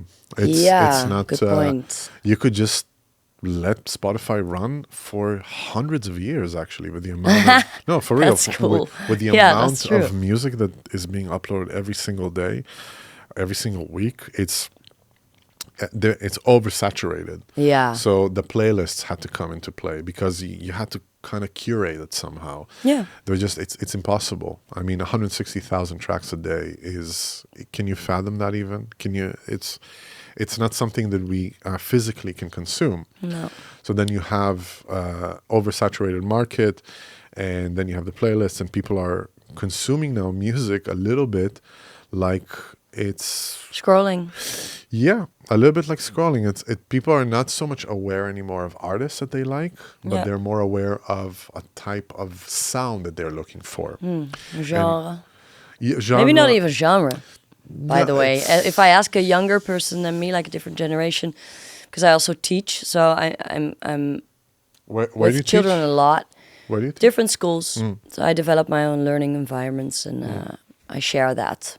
I say teach, I don't like that word, but I share it with children to grown-ups to developing workshops and lectures and such. But anyway, so I'm also, I don't know, I have a lot of children surrounding me in a week, for example. And when you ask that question, it's like, what's genre? Yeah. Like, what is that actually? Yeah, it's the algorithm. It's Yeah. now it turned into the algorithm. It's Exactly. a little bit weird because imagine that someone would ask you like which kind of food you like, and you would say, "I like it soft in my mouth." Yeah. And that I swallow it well. You know, it's like, yeah, but which kind of kitchen do you Yeah, like? Which kind exactly. what? I don't understand what you're saying. It's like, oh, kitchen. What do you mean? Yeah. That's the same Yeah. thing with kids. I like Kitchen. it that I can just chew it. And Like it's how I nice. prepare it in the kitchen? No. No, exactly, Yeah. exactly. And imagine someone would say, "Yeah, I like to read. Which kind of like what do you like to read? I like to read Times New Roman." Yeah. That would be fucking cool. Yeah, exactly. Comic Sans. Yeah, MS. That's so Exactly, funny. Yeah. exactly, But like- probably they mentioned then the, I don't know, the TikTok typos, you know? Exactly, Like exactly, the typos that's- they invented. Yeah, and, Not and- even the real. no, not it's like book. What do you mean information? No, I like fonts. That's funny though. Oh, this is interesting. I'm Yeah, gonna which remember clothes do you this. like? I like silk. Yeah, exactly. I like silk. And then indeed, oh my god, that's so funny. Yeah, because That's the way and it's also presented to them. I think it's Us. also because it's so oversaturated. Yeah. So oversaturated that naturally people just gravitate into, let's say, more simplistic common denominators of just, for instance, lo-fi as a style of music. But lo-fi is so broad that it's just, oh, I like lo-fi. But you have lo-fi this, you have lo-fi that, you have this artist, you have that artist. But it doesn't matter because you can just write lo-fi You get and everything. it gives you a playlist and you can just let it run and it's We're just sheep. We're just soldiers, like functioning in the rhythm of what is being presented to us. Yeah. And then again, it's a box. yeah. I mean, I use it. I mean, I dig Spotify because my brain, funnily enough, I'm very bad at remembering titles of whatever films, but also people. Like people says the names of actors or of musicians. yeah. I do remember it with like artists in my own field Yeah. regularly. Yeah. So I do use, for example, the nummerradio, you know, like the radio options of Spotify when Yeah. I like something. But that's Very interesting. inventive. Yeah, because that fits to your taste. It aggregates. Yeah, of that moment. Yeah. It aggregates your patterns, and then it just gives you like what they think would fit you. Which, if you think about it, if you would say it to executive in a label 30 years ago, they would tell you you're crazy. Yeah. You're insane. Yeah. That you would tell them everything is going to be available.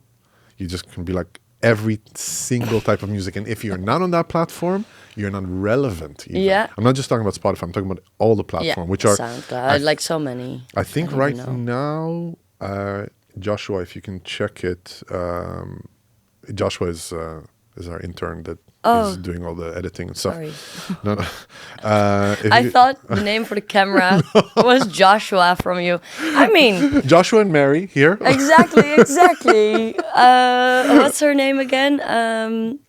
Alexa. Alexa, Please yeah. play. Yeah. No. So, wait, but my Yeah, point sorry, was sorry. no. My point was that my point was Joshua, please check that. What was Yeah, it? the amount of platforms that play Yes, music. the amount of platform. I think it's 160 right now. 160 online platforms, Crazy. like just for streaming music. Mm. You know, you have the big ones, the big dogs, but it's like the online stores. You have a lot of them. A lot of them. The big dogs are like Yeah, Spotify, Apple, SoundCloud. Deezer, Tidal, Cubos. You know, Yeah, But then you remember Napster, of course, where of you had course. to like. I mean, I still have on my older external hard disks. I was searching for something the other day, and I checked out, and I still see that I have some downloaded series and Really? films and music there. And then I was like, shall I throw this away? And I was like, no, because it's sometimes I'm in a country where I don't have internet or whatever, and if you want to watch something Yeah. like from back in the day, Yeah. you can, Yeah, it's true. and it's coming back. What, for- the Napster, you mean, or downloads? I mean indeed, redefine.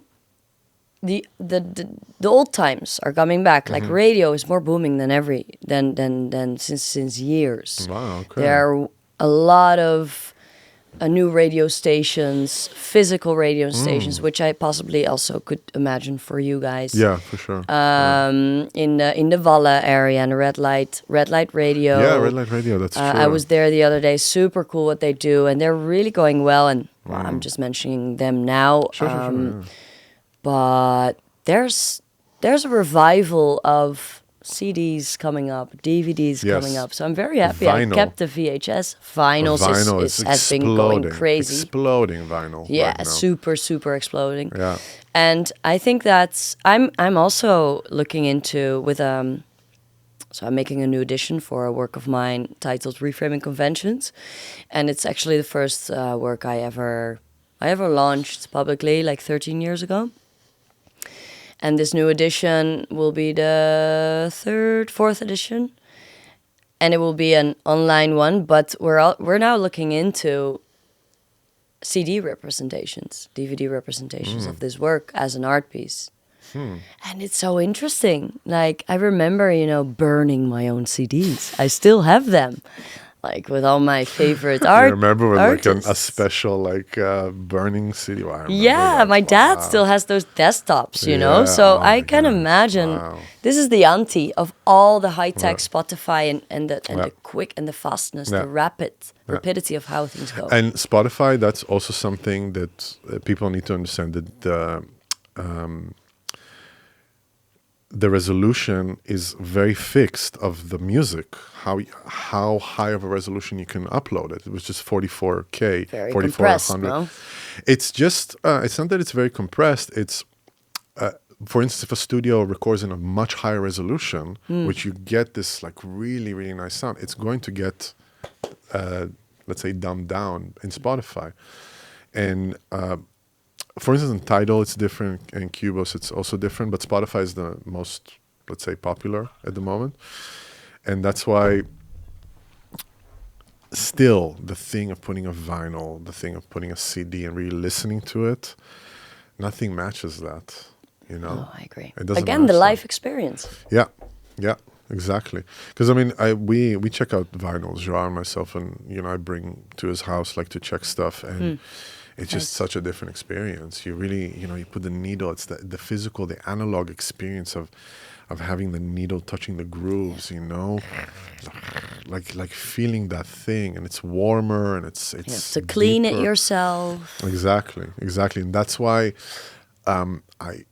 because it's so oversaturated with just so much content, YouTube, oh my God, how oversaturated that I is. get stressed when something comes on YouTube. Of I have to course. check it there.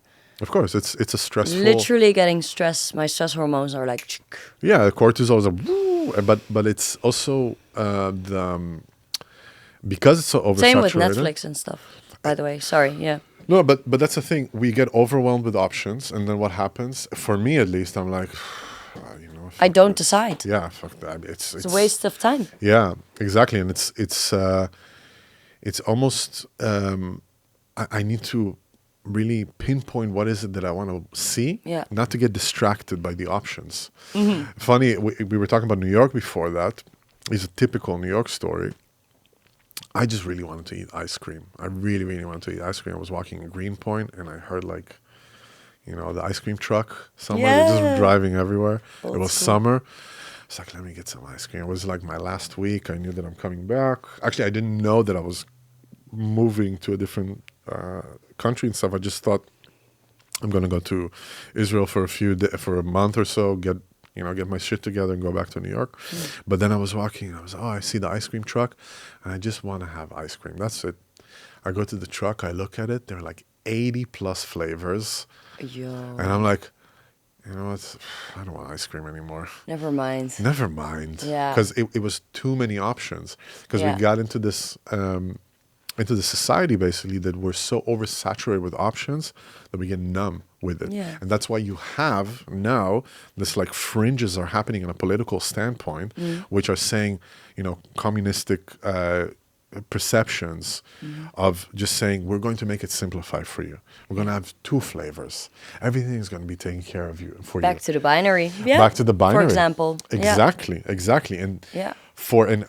we had this conversation, I think it was because we did a few batches this week, 2 weeks ago, that about how we are in a world that pushes us towards binary decisions constantly, good, bad, Black, white. black, white, oh, he's good, she's bad, Hate, love. Yeah. yeah, exactly. 100, While actually it's extremely non-binary, constantly what we're dealing with, how you feel, how you this, it's gonna change in a bit, and I'm not saying it because of any gender things. I'm saying just societal in societal perceptions also of choice. Yeah, and choice decision making process. exactly. Yeah. Exactly. And that's why it's gaining a lot of how to say, interest, and because we do want, in a way, to make things easier for us always. Yeah. Because I guess that's just how the society in the West is. However, then again, somebody else is offering you those 2 options.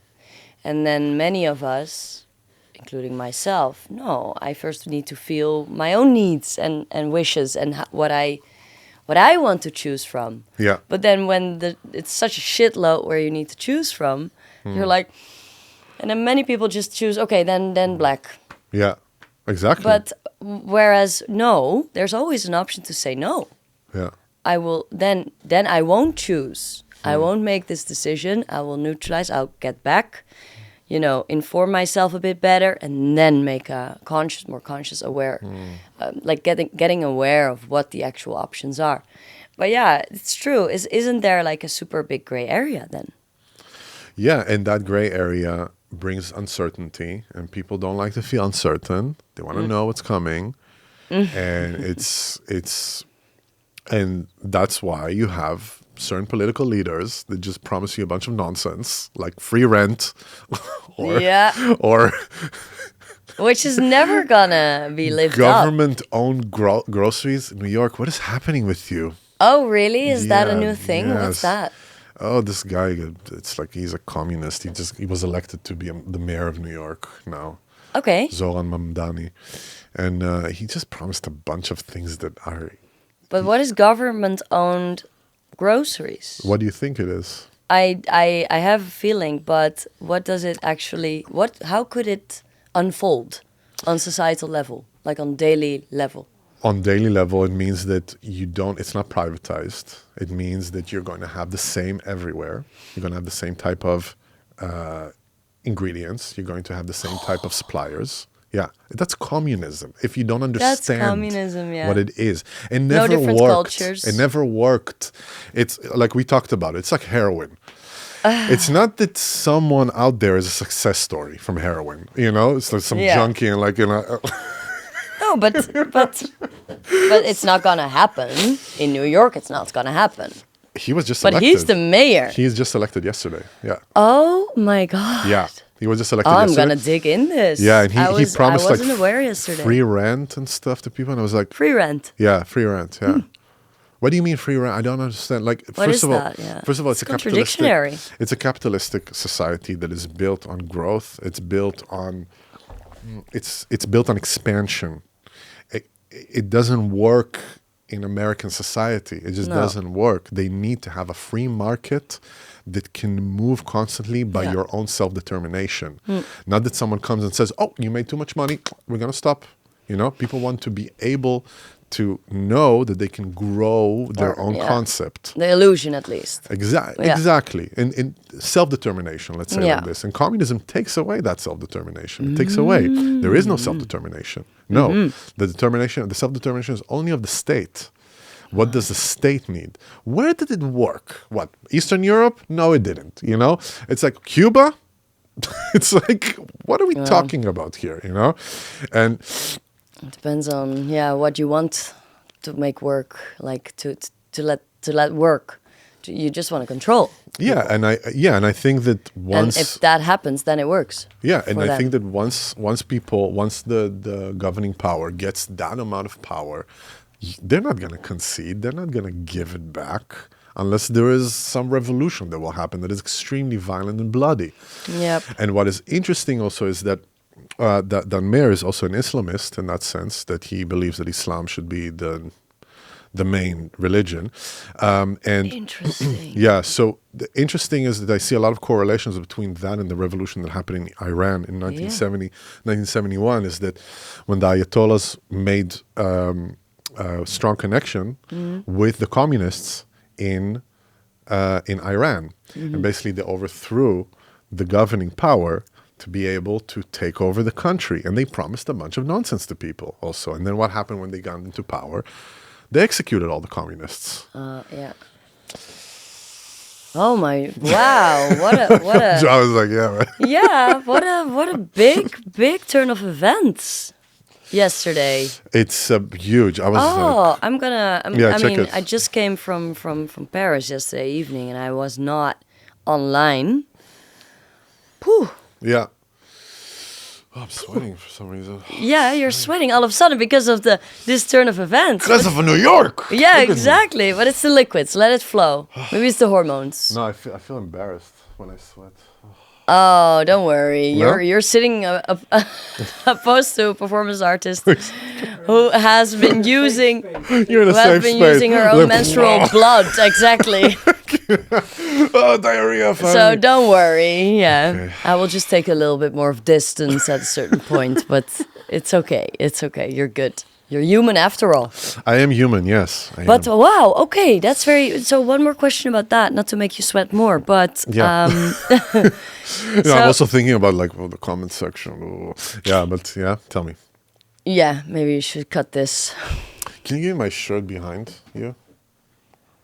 I will, and I will I'm really stand like- up for it. You're gonna undress.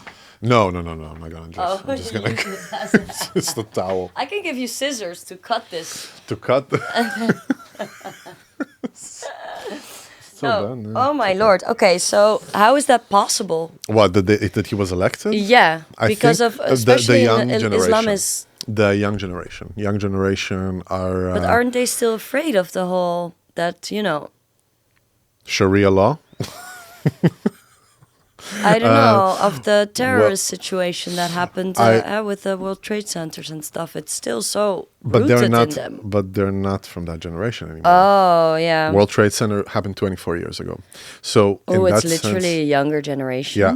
So literally, there are people that are not connected anymore to 9/11, and also the thing is that I honestly think this is just my perception of the situation, is that there is a huge surge of content being pushed on social media that is there to radicalize people Yeah. and to actually destabilize the West because Yeah. of that.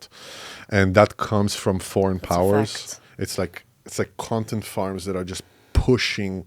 Like, think about it like this. If you start going down the rabbit hole of Gaza, you would just find yourself, your whole feed will just be completely Yeah. with, Algorithm. it's the algorithm. That's why I don't scroll. Yeah, exactly. One of So- the reasons I don't scroll. No, I it's don't not just- necessarily that the algorithm does it, but it's the amount of saturated content that will do that.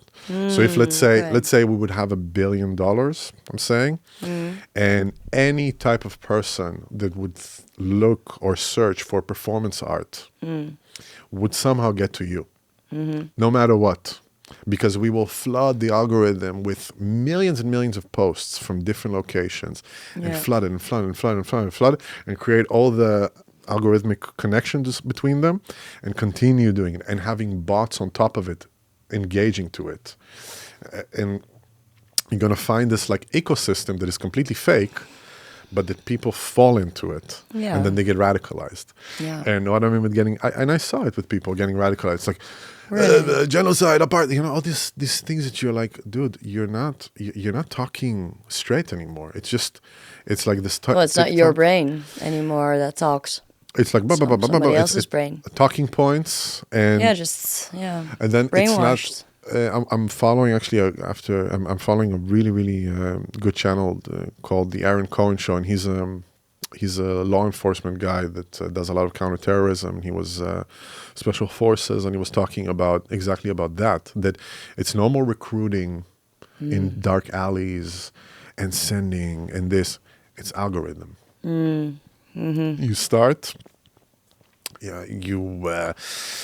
before you know, like a young girl is going through hormonal changes, and she's not so certain about what is happening with her gender or who she is in this. She starts checking it. Before you know it, boom, she needs to trauma bonding,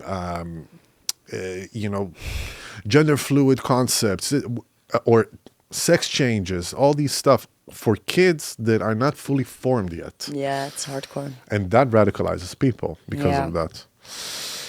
Yeah. So I think that's one of the reasons that he actually won it, because of the younger generation, not because of the older generation. Curious how this will continue and unfold for him as well, because there are many. I wouldn't say. I mean, again, I don't know yet because I haven't dug in it yet. But there are always also with many politicians.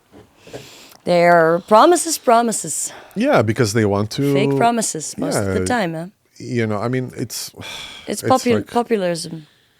Yeah, it's populism for sure, and I think it's also our big part of it is populism. Yeah. I think also a part of it for let's say our experience, or let's say our perception, is that we are hoping that it will be better. And if someone tells us what we want to hear, when we believe that we have been in such a terrible situation already, we will go after that. We will flock after that. Yeah. And that person can lie after that and betray us. But that's always been like that.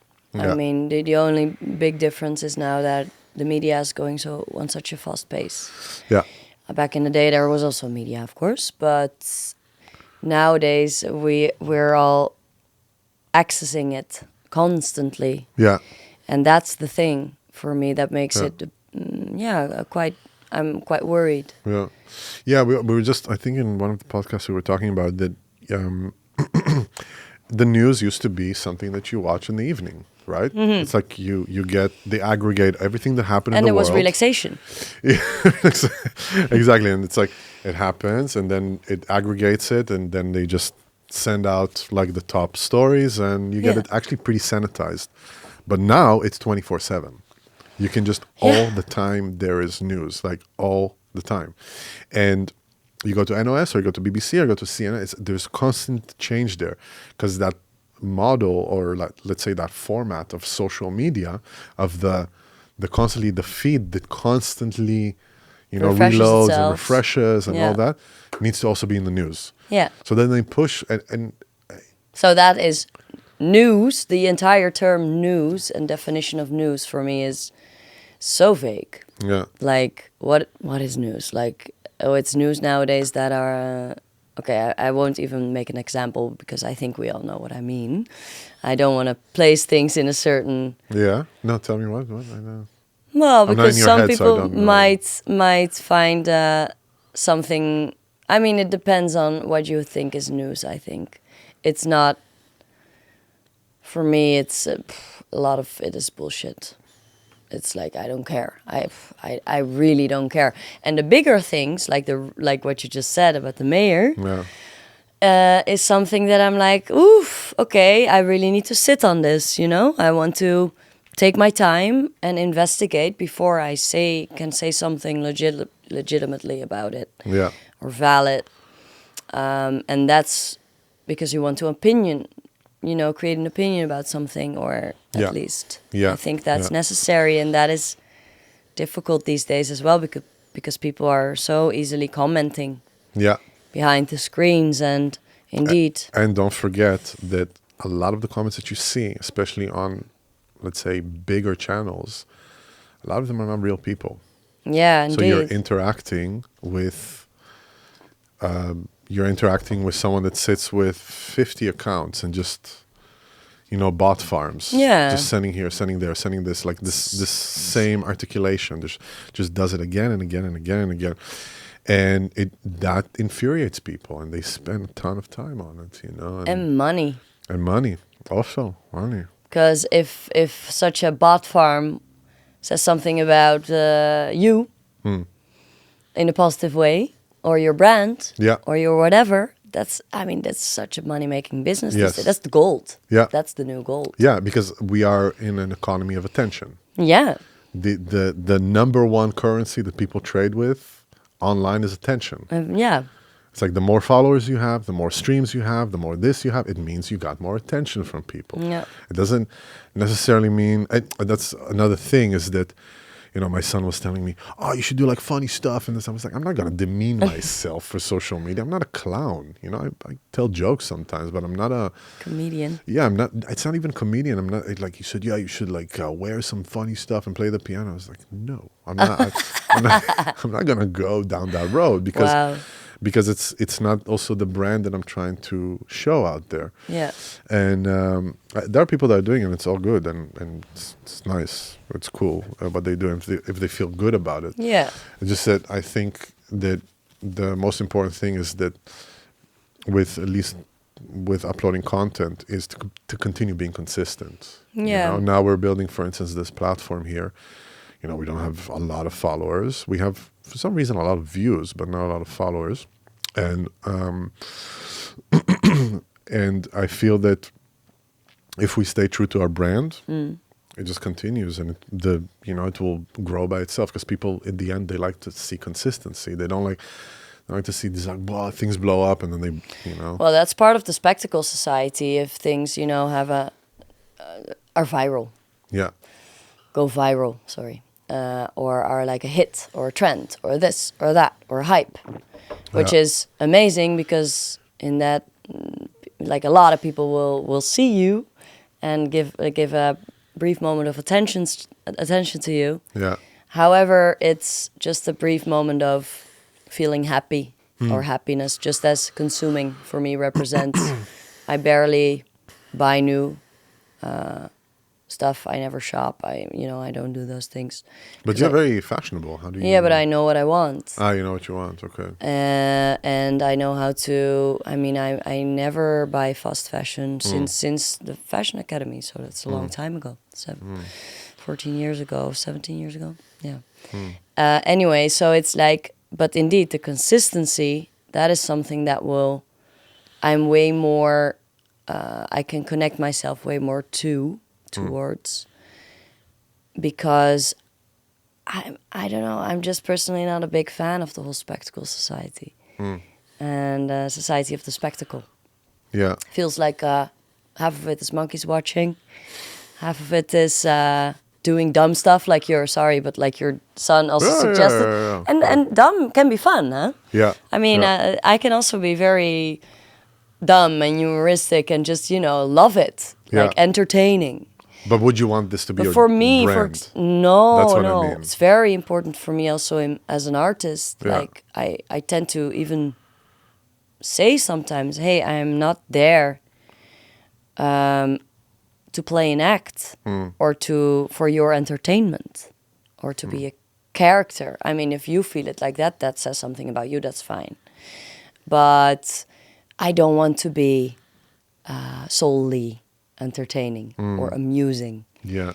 because I think we're being too entertained by the big eye of the other in our phone, hidden in our phone, smartphones. Your phone is there, yeah.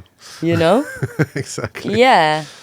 And then Siri is listening, and this is watching, and it's like, my God. I think it's very We interesting. just be. I think it's really interesting that, have you read 1984? Did you read that? Yeah. Yeah, so Yeah. the funny thing about 1984 is Oh. that you have, it's not funny, I mean, it's a tough book. You're being a clown now. Yeah, the funny one was when they just put him in the room there. Yeah. No, the funny... Very important book. Yeah, very important. The main difference of what is happening right now is that you had this, you had Big Brother, and you had like all the minions, and this is like, they just controlled everybody. And what was the name of it? He had Big Brother and... Can't remember now. What are you searching for? No, I'm searching for what was the name of the authority that was governing. Oh, Panopticum Is it Panopticum? by Foucault. No. I'm talking about Not the 1984. disciplinary power, right? No. No, I'm talking about 1984 right now from George Orwell. Yeah. I'm talking about because he was saying, it doesn't matter, but the governing power that they would surveillance you and all that. Mm-hmm. And what's funny about it now is that we give them all the material that they need. They don't need to surveillance us. No. We do it willingly. It's not Yeah. because of the voyeurism, because of the narcissism, because of the attention-seeking people. It is constantly there. Yeah. It's just... We're living in a digital panopticum. Yeah. I mean, George Orwell already said something, but Foucault was putting it into words.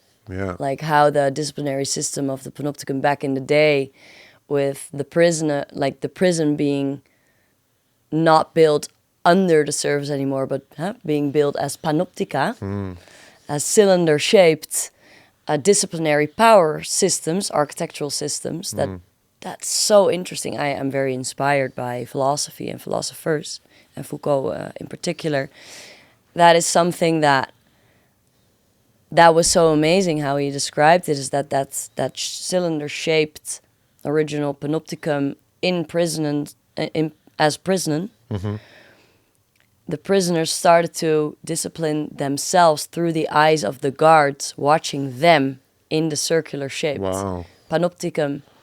So, and that was by all means striking for that moment, because therefore they could almost extract and let them feel they were in their own power of disciplining themselves. Nice. And that's something that we're now living by, and it obviously it's expanded and extended towards the digital panopticum, which is now everywhere. Yeah. And we discipline, so it's something different that you are saying by creating the content, but we're disciplining ourselves and watching ourselves while through the surveillance and the cameras everywhere. Everywhere. And we're actually enjoying it. Yeah. Most of the time. Yeah. But unless, you do something and you get cancelled immediately by use of all those. Yeah. What do you think of cancel culture? What is your thought of that? I think it's almost something like a trend as well. I mean, it's good in a way that it's present, but it's also it's so bestial. Oh, you do something wrong. Oh, the whole week in a split second through social media. Yeah. For example, the whole community, the entire world can Turn on you. turn on you, be Yeah. against you, and sometimes it's too simple, and again too easy, because do we actually know all the stories that go around in someone? Is it legit to cancel someone on something by knowing maybe 10% of it, the entire happening, by or something that they said 10 years ago? Or that. That's really, because people change. Yeah, but for other things that occurred as a matter of fact, and this in this timing, I mean, it can also be good because you can investigate certain things of years ago, of heavy Me Too, happenings, events, Yeah. and things will blow up, and we have more tools to investigate these days, and more techniques and different skill sets. So in that sense, it's interesting, but most of the time is like, does it matter for some of those people to be canceled now? No, I mean, some of them, I'm thinking about an example of Epstein, Jeffrey Epstein, Yeah. with his wife. Very interesting. I'm a big Yeah. documentary fan, so I'm. Do you like, think he killed himself? Yeah, Yeah, you think he killed himself? Yeah. Okay. or got murdered, That's what I mean. It's like it was very... but he got the easy way out. Yeah, exactly. Sorry. Yeah, he got the easy way out. He Yeah, and finished for that- all those years, I mean, yeah. Then canceling, it's good because the real stories, or part of the real stories, came out and are being investigated still as we speak. But it's too late. Yeah, and he was already on an island. He canceled himself to do this, Yeah. from certain communities. Yeah, I still think that he was a pivotal instrument in extracting Yeah, and extorting, and exploiting. exploiting, for sure, exploiting the human trafficking that he did, no question about it, using it to extort information about powerful Yeah. people. And that's something that is also happening as like in micro, but also in macro, on macro levels.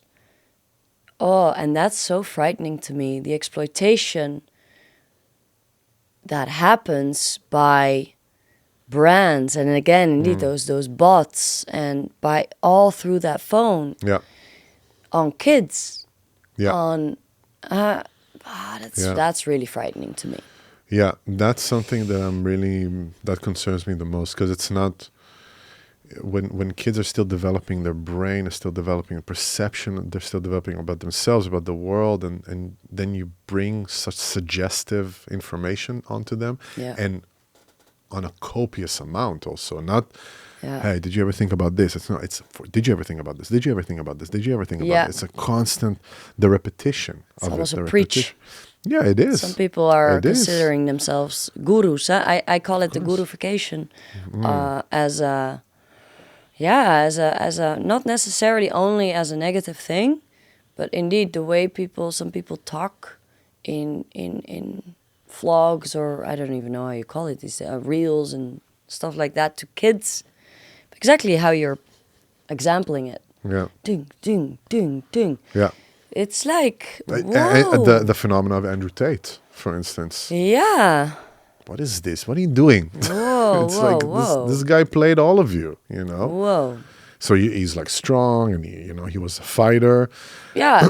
and the way, It's like boot camp style, like soldiers. but extremely misogynistic also, and extremely degrading, and extremely destructive also.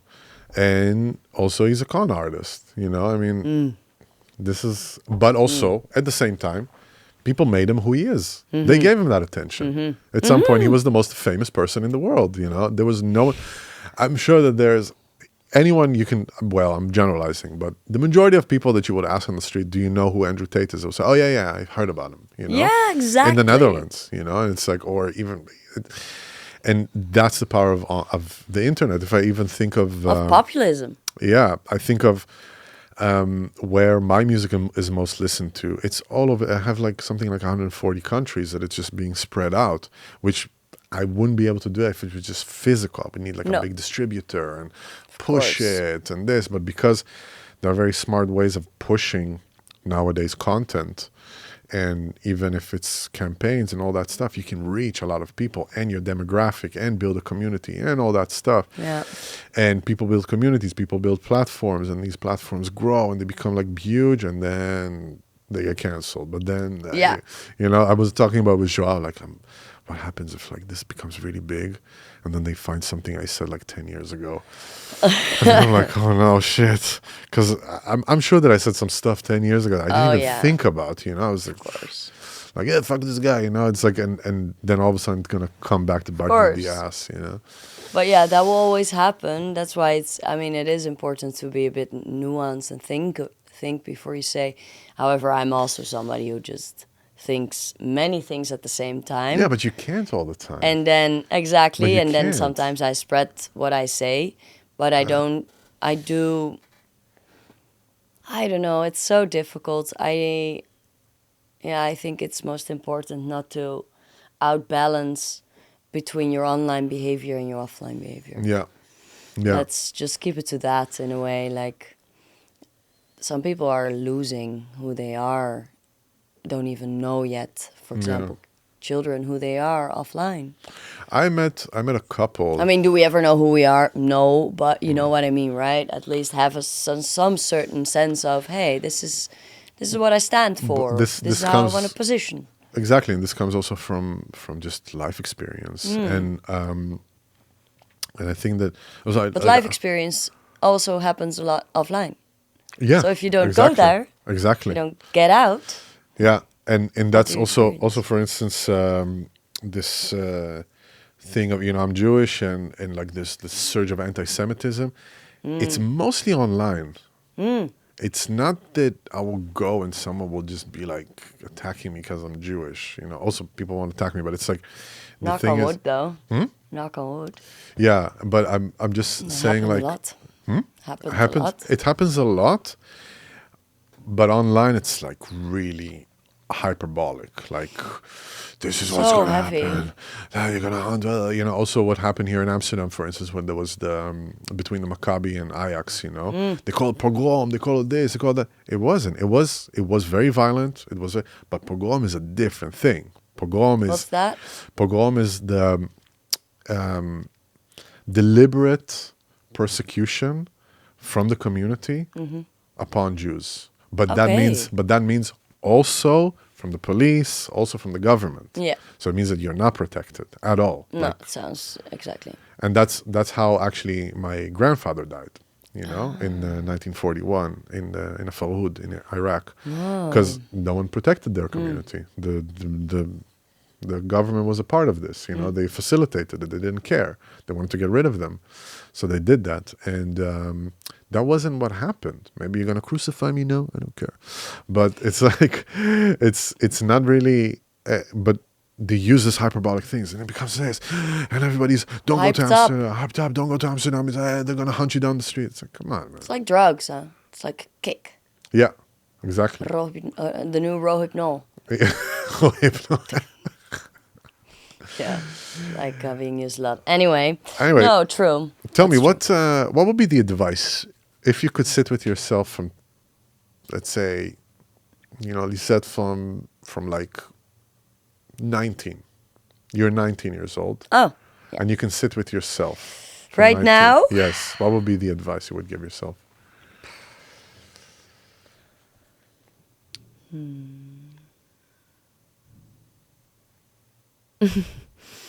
19, huh? 19.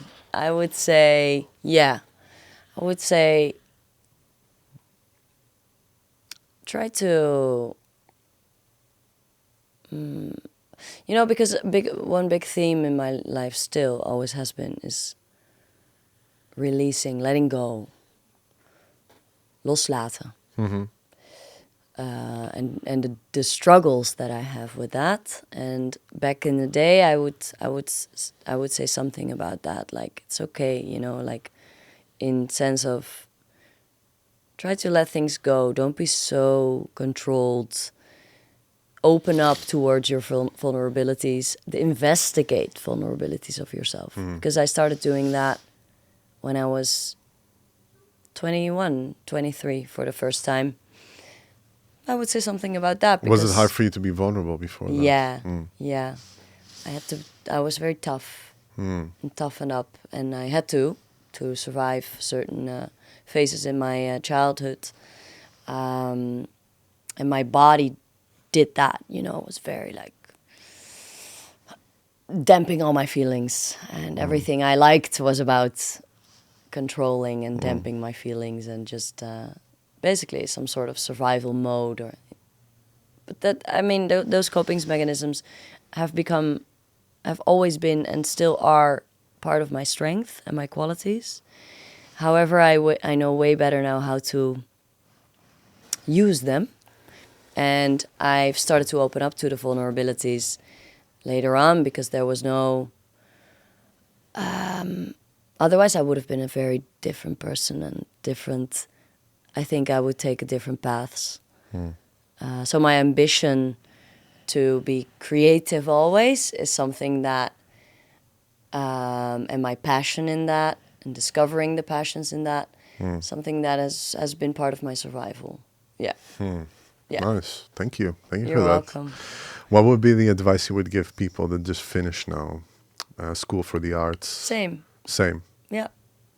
Nice. That's something I do, and I provide workshops at universities or art schools or primary schools. I try to not say it. I try to, translate it into creative assignments or exercises. And then basically, that's one of the red threads. The big things is like start unraveling, start deconstructing the identity that you built so hard, like you did your best to build, or not did your best to build up so far, and try to uncondition, unlearn, investigate those. What are the vulnerabilities that are below that or underneath? Yeah. And then you can, once I got to know those, and I'm still in the process, once I got to know those parts of me, I became way softer, of course, but also way more real. And it was a moment where back then I realized my masks cannot hold me anymore, And becomes too heavy. Yeah, and but also people start to realize and actually confront me, like only the real people who really saw what was in me were like, you have to stop, we want to see more. What is underneath all of that? So it was very difficult but very important advice, and it didn't come with so easy, and that was one of the reasons why I started with performance art, literally using, Wow. first only physical, but I started off as a long duration artist, so my first work was 8 hours without doing anything else, no hardcore. 8 hours. And yeah, so the first years I solely did long duration, and that became my therapy. To investigate those vulnerabilities and feelings, because I didn't know. And I'm very happy that I found the right person who influenced and inspired me to do so, a mentor. Who was that? Who is that? He was that was Simon Angel, and he was one of the external mentors at the masters in Arnhem that I did second year, and he was like, You were an artist? Yeah. Oh, cool. Yeah. Nice. Yeah, he was like passing by during an assessment as an external person from somebody else who invited him. And I was having another mentor who was more architecture and marketed related. Also a great guy, but he didn't see me. He didn't understand me. Yeah. And I mean, I love architecture. I always wanted to be an architect. That's why I still work with space, mainly from space and the behavior in a space. But Simon started to talk to me after. He was like, I think I do see you. Because I got heavy critics on that assessments and stuff. And he was like, but do you dare to change the mentor? And do you dare? Because I'm going to psychologize you. We're going to go in that path because I recognize something of my younger self. And the question he asked me, do you dare? Something that was really like, yes. Yes, like, oh, no, but yes. It was the right moment, right timing. And then I changed mentors and I went into that tunnel with him.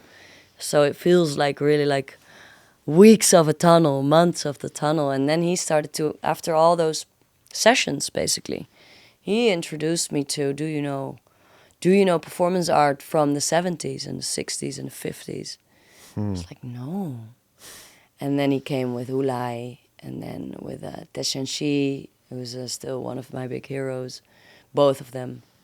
And then with other names, and I started to investigate. And then he was just like, "Now you do it." And I was like, "But how?" And then I started to research the office space. So I started with space, and then with the behavior in the space, which creates what a space is. And then funneling it down towards one act, and that became researching sitting behavior. Because what we back in the day, I started to research the plain Jane, like the cubicle office space. And back in the day, it was more like, okay, we go to the office. What do we do there? So I went researching all types of offices in the Netherlands, and just, did maybe some small residencies there, just because I never worked in an office. And then I started. That's so cool that you did it as a research. I know. That's awesome. And then I developed my first performance work. Of course, this is in a nutshell, and I did it all by myself. Like I just performed the work 8 hours, and Simon was there, and nobody else. Like there was no public. Was it 8 hours because of the 9 to 5 thing? Yeah. Now I get it. Cool. And it still is. Cool. Still perform this work. And it's so nice because that for me has gotten way important again during COVID, because then COVID was a very good period of time for me to get back to, because I was kind of sucked up performing for certain events or festivals as well, sometimes for the money mainly. I always do my own artworks. And There's nothing wrong with money. There's nothing wrong with money, and I custom developed it on certain moment. But there is something wrong, and it was very painful for me to get messages across with people who are, at a certain point drinking alcohol or whatever substances they use, and I just wasn't happy. Except you don't for have a vice. The money. You don't have a vice. What's that? Like alcohol, drugs, something that you do? Of course, but when I in my arts, like it was painful. So, and then COVID came, and I was like, okay, so what do I do now? And that was so nice. So I got back to my initial first performance work. How did I do that, and why? Is because I wanted to experience something and investigate the vulnerabilities and open something up in me. During those 8 hours, and I did it a few times, there was no audience. Because I don't need that. It's an isolation, it's an exaggeration, it's an getting in depth, it's a process, it's a meditation, etc. Do you have a registration of this performance? Yes. So we're going to put it in the description, because I'm really curious, really, really curious. Yeah. It's just you in an office. Or well, I took some elements in an office setting. Yeah. So I will send it. Yeah, please. Anyway, to last note, and that's when I realized, okay, I'm gonna take exactly this work, reframing conventions, place it into the abandoned offices of Amsterdam during COVID, and make Amsterdam my playground without any audience, because I don't need that, and then I can really get into why I'm doing what I'm doing, and that actually pulled me back to my original mission and vision, and that's what I'm trying to hold. However, I do like, of course, sharing it publicly and with audiences and inviting people and stuff. But sometimes it's really, really nice and good to be not afhankelijk, dependent on the energy people give. Yeah. So I don't need a stage. I don't like the word show, because those are all things, and I hope it came through a little bit in our conversation. Those are all things that are, for me, hinting towards entertainment. Again, nothing wrong with it, but for some messages it's just too much. Sometimes it's hinting towards that performance is always needs to be staged. No, we're performing all day, the entire day. I'm performing more now than that I'm doing during one of my performance artworks, and therefore I'm always searching for the right words, the terms. But it's let's keep it to this. I see it more as I'm the most vulnerable person within that concept at that moment as I can be, trying to get a message across. And it's not about me, it's about you. If you come to experience it, and it's gonna be a little bit discomfortable, but that's important for you to get in that depth with yourself. So I'm using myself as a tool, my body as a tool, in order to do research, and not in order to set a performance. Yeah, and therefore to stage something. Yeah, that's the last note. Lisette, thank you so much for doing it. Yeah, I really thank enjoyed you. it. I don't know how long we spoke, but I think I crossed. I think it's 2.5 hours. Yeah, I think I fucking nailed it. No, just kidding. It's a record. I like it. I like a it. I record. would love to have you again. Likewise, thank you. I am gonna do my thanks, of course, and Joao, of course, who I've known for a while longer. I would like to get back, return, For sure. and maybe get in depth. It will be different timing, will be different things, or the same things.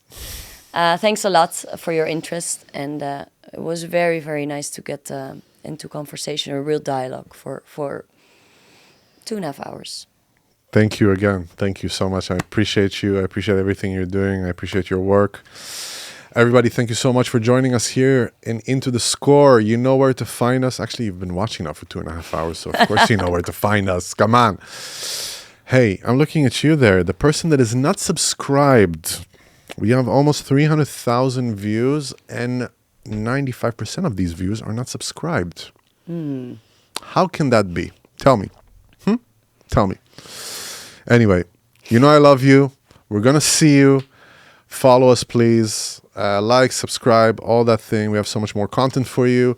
And we are going to see you at the performance. That's it.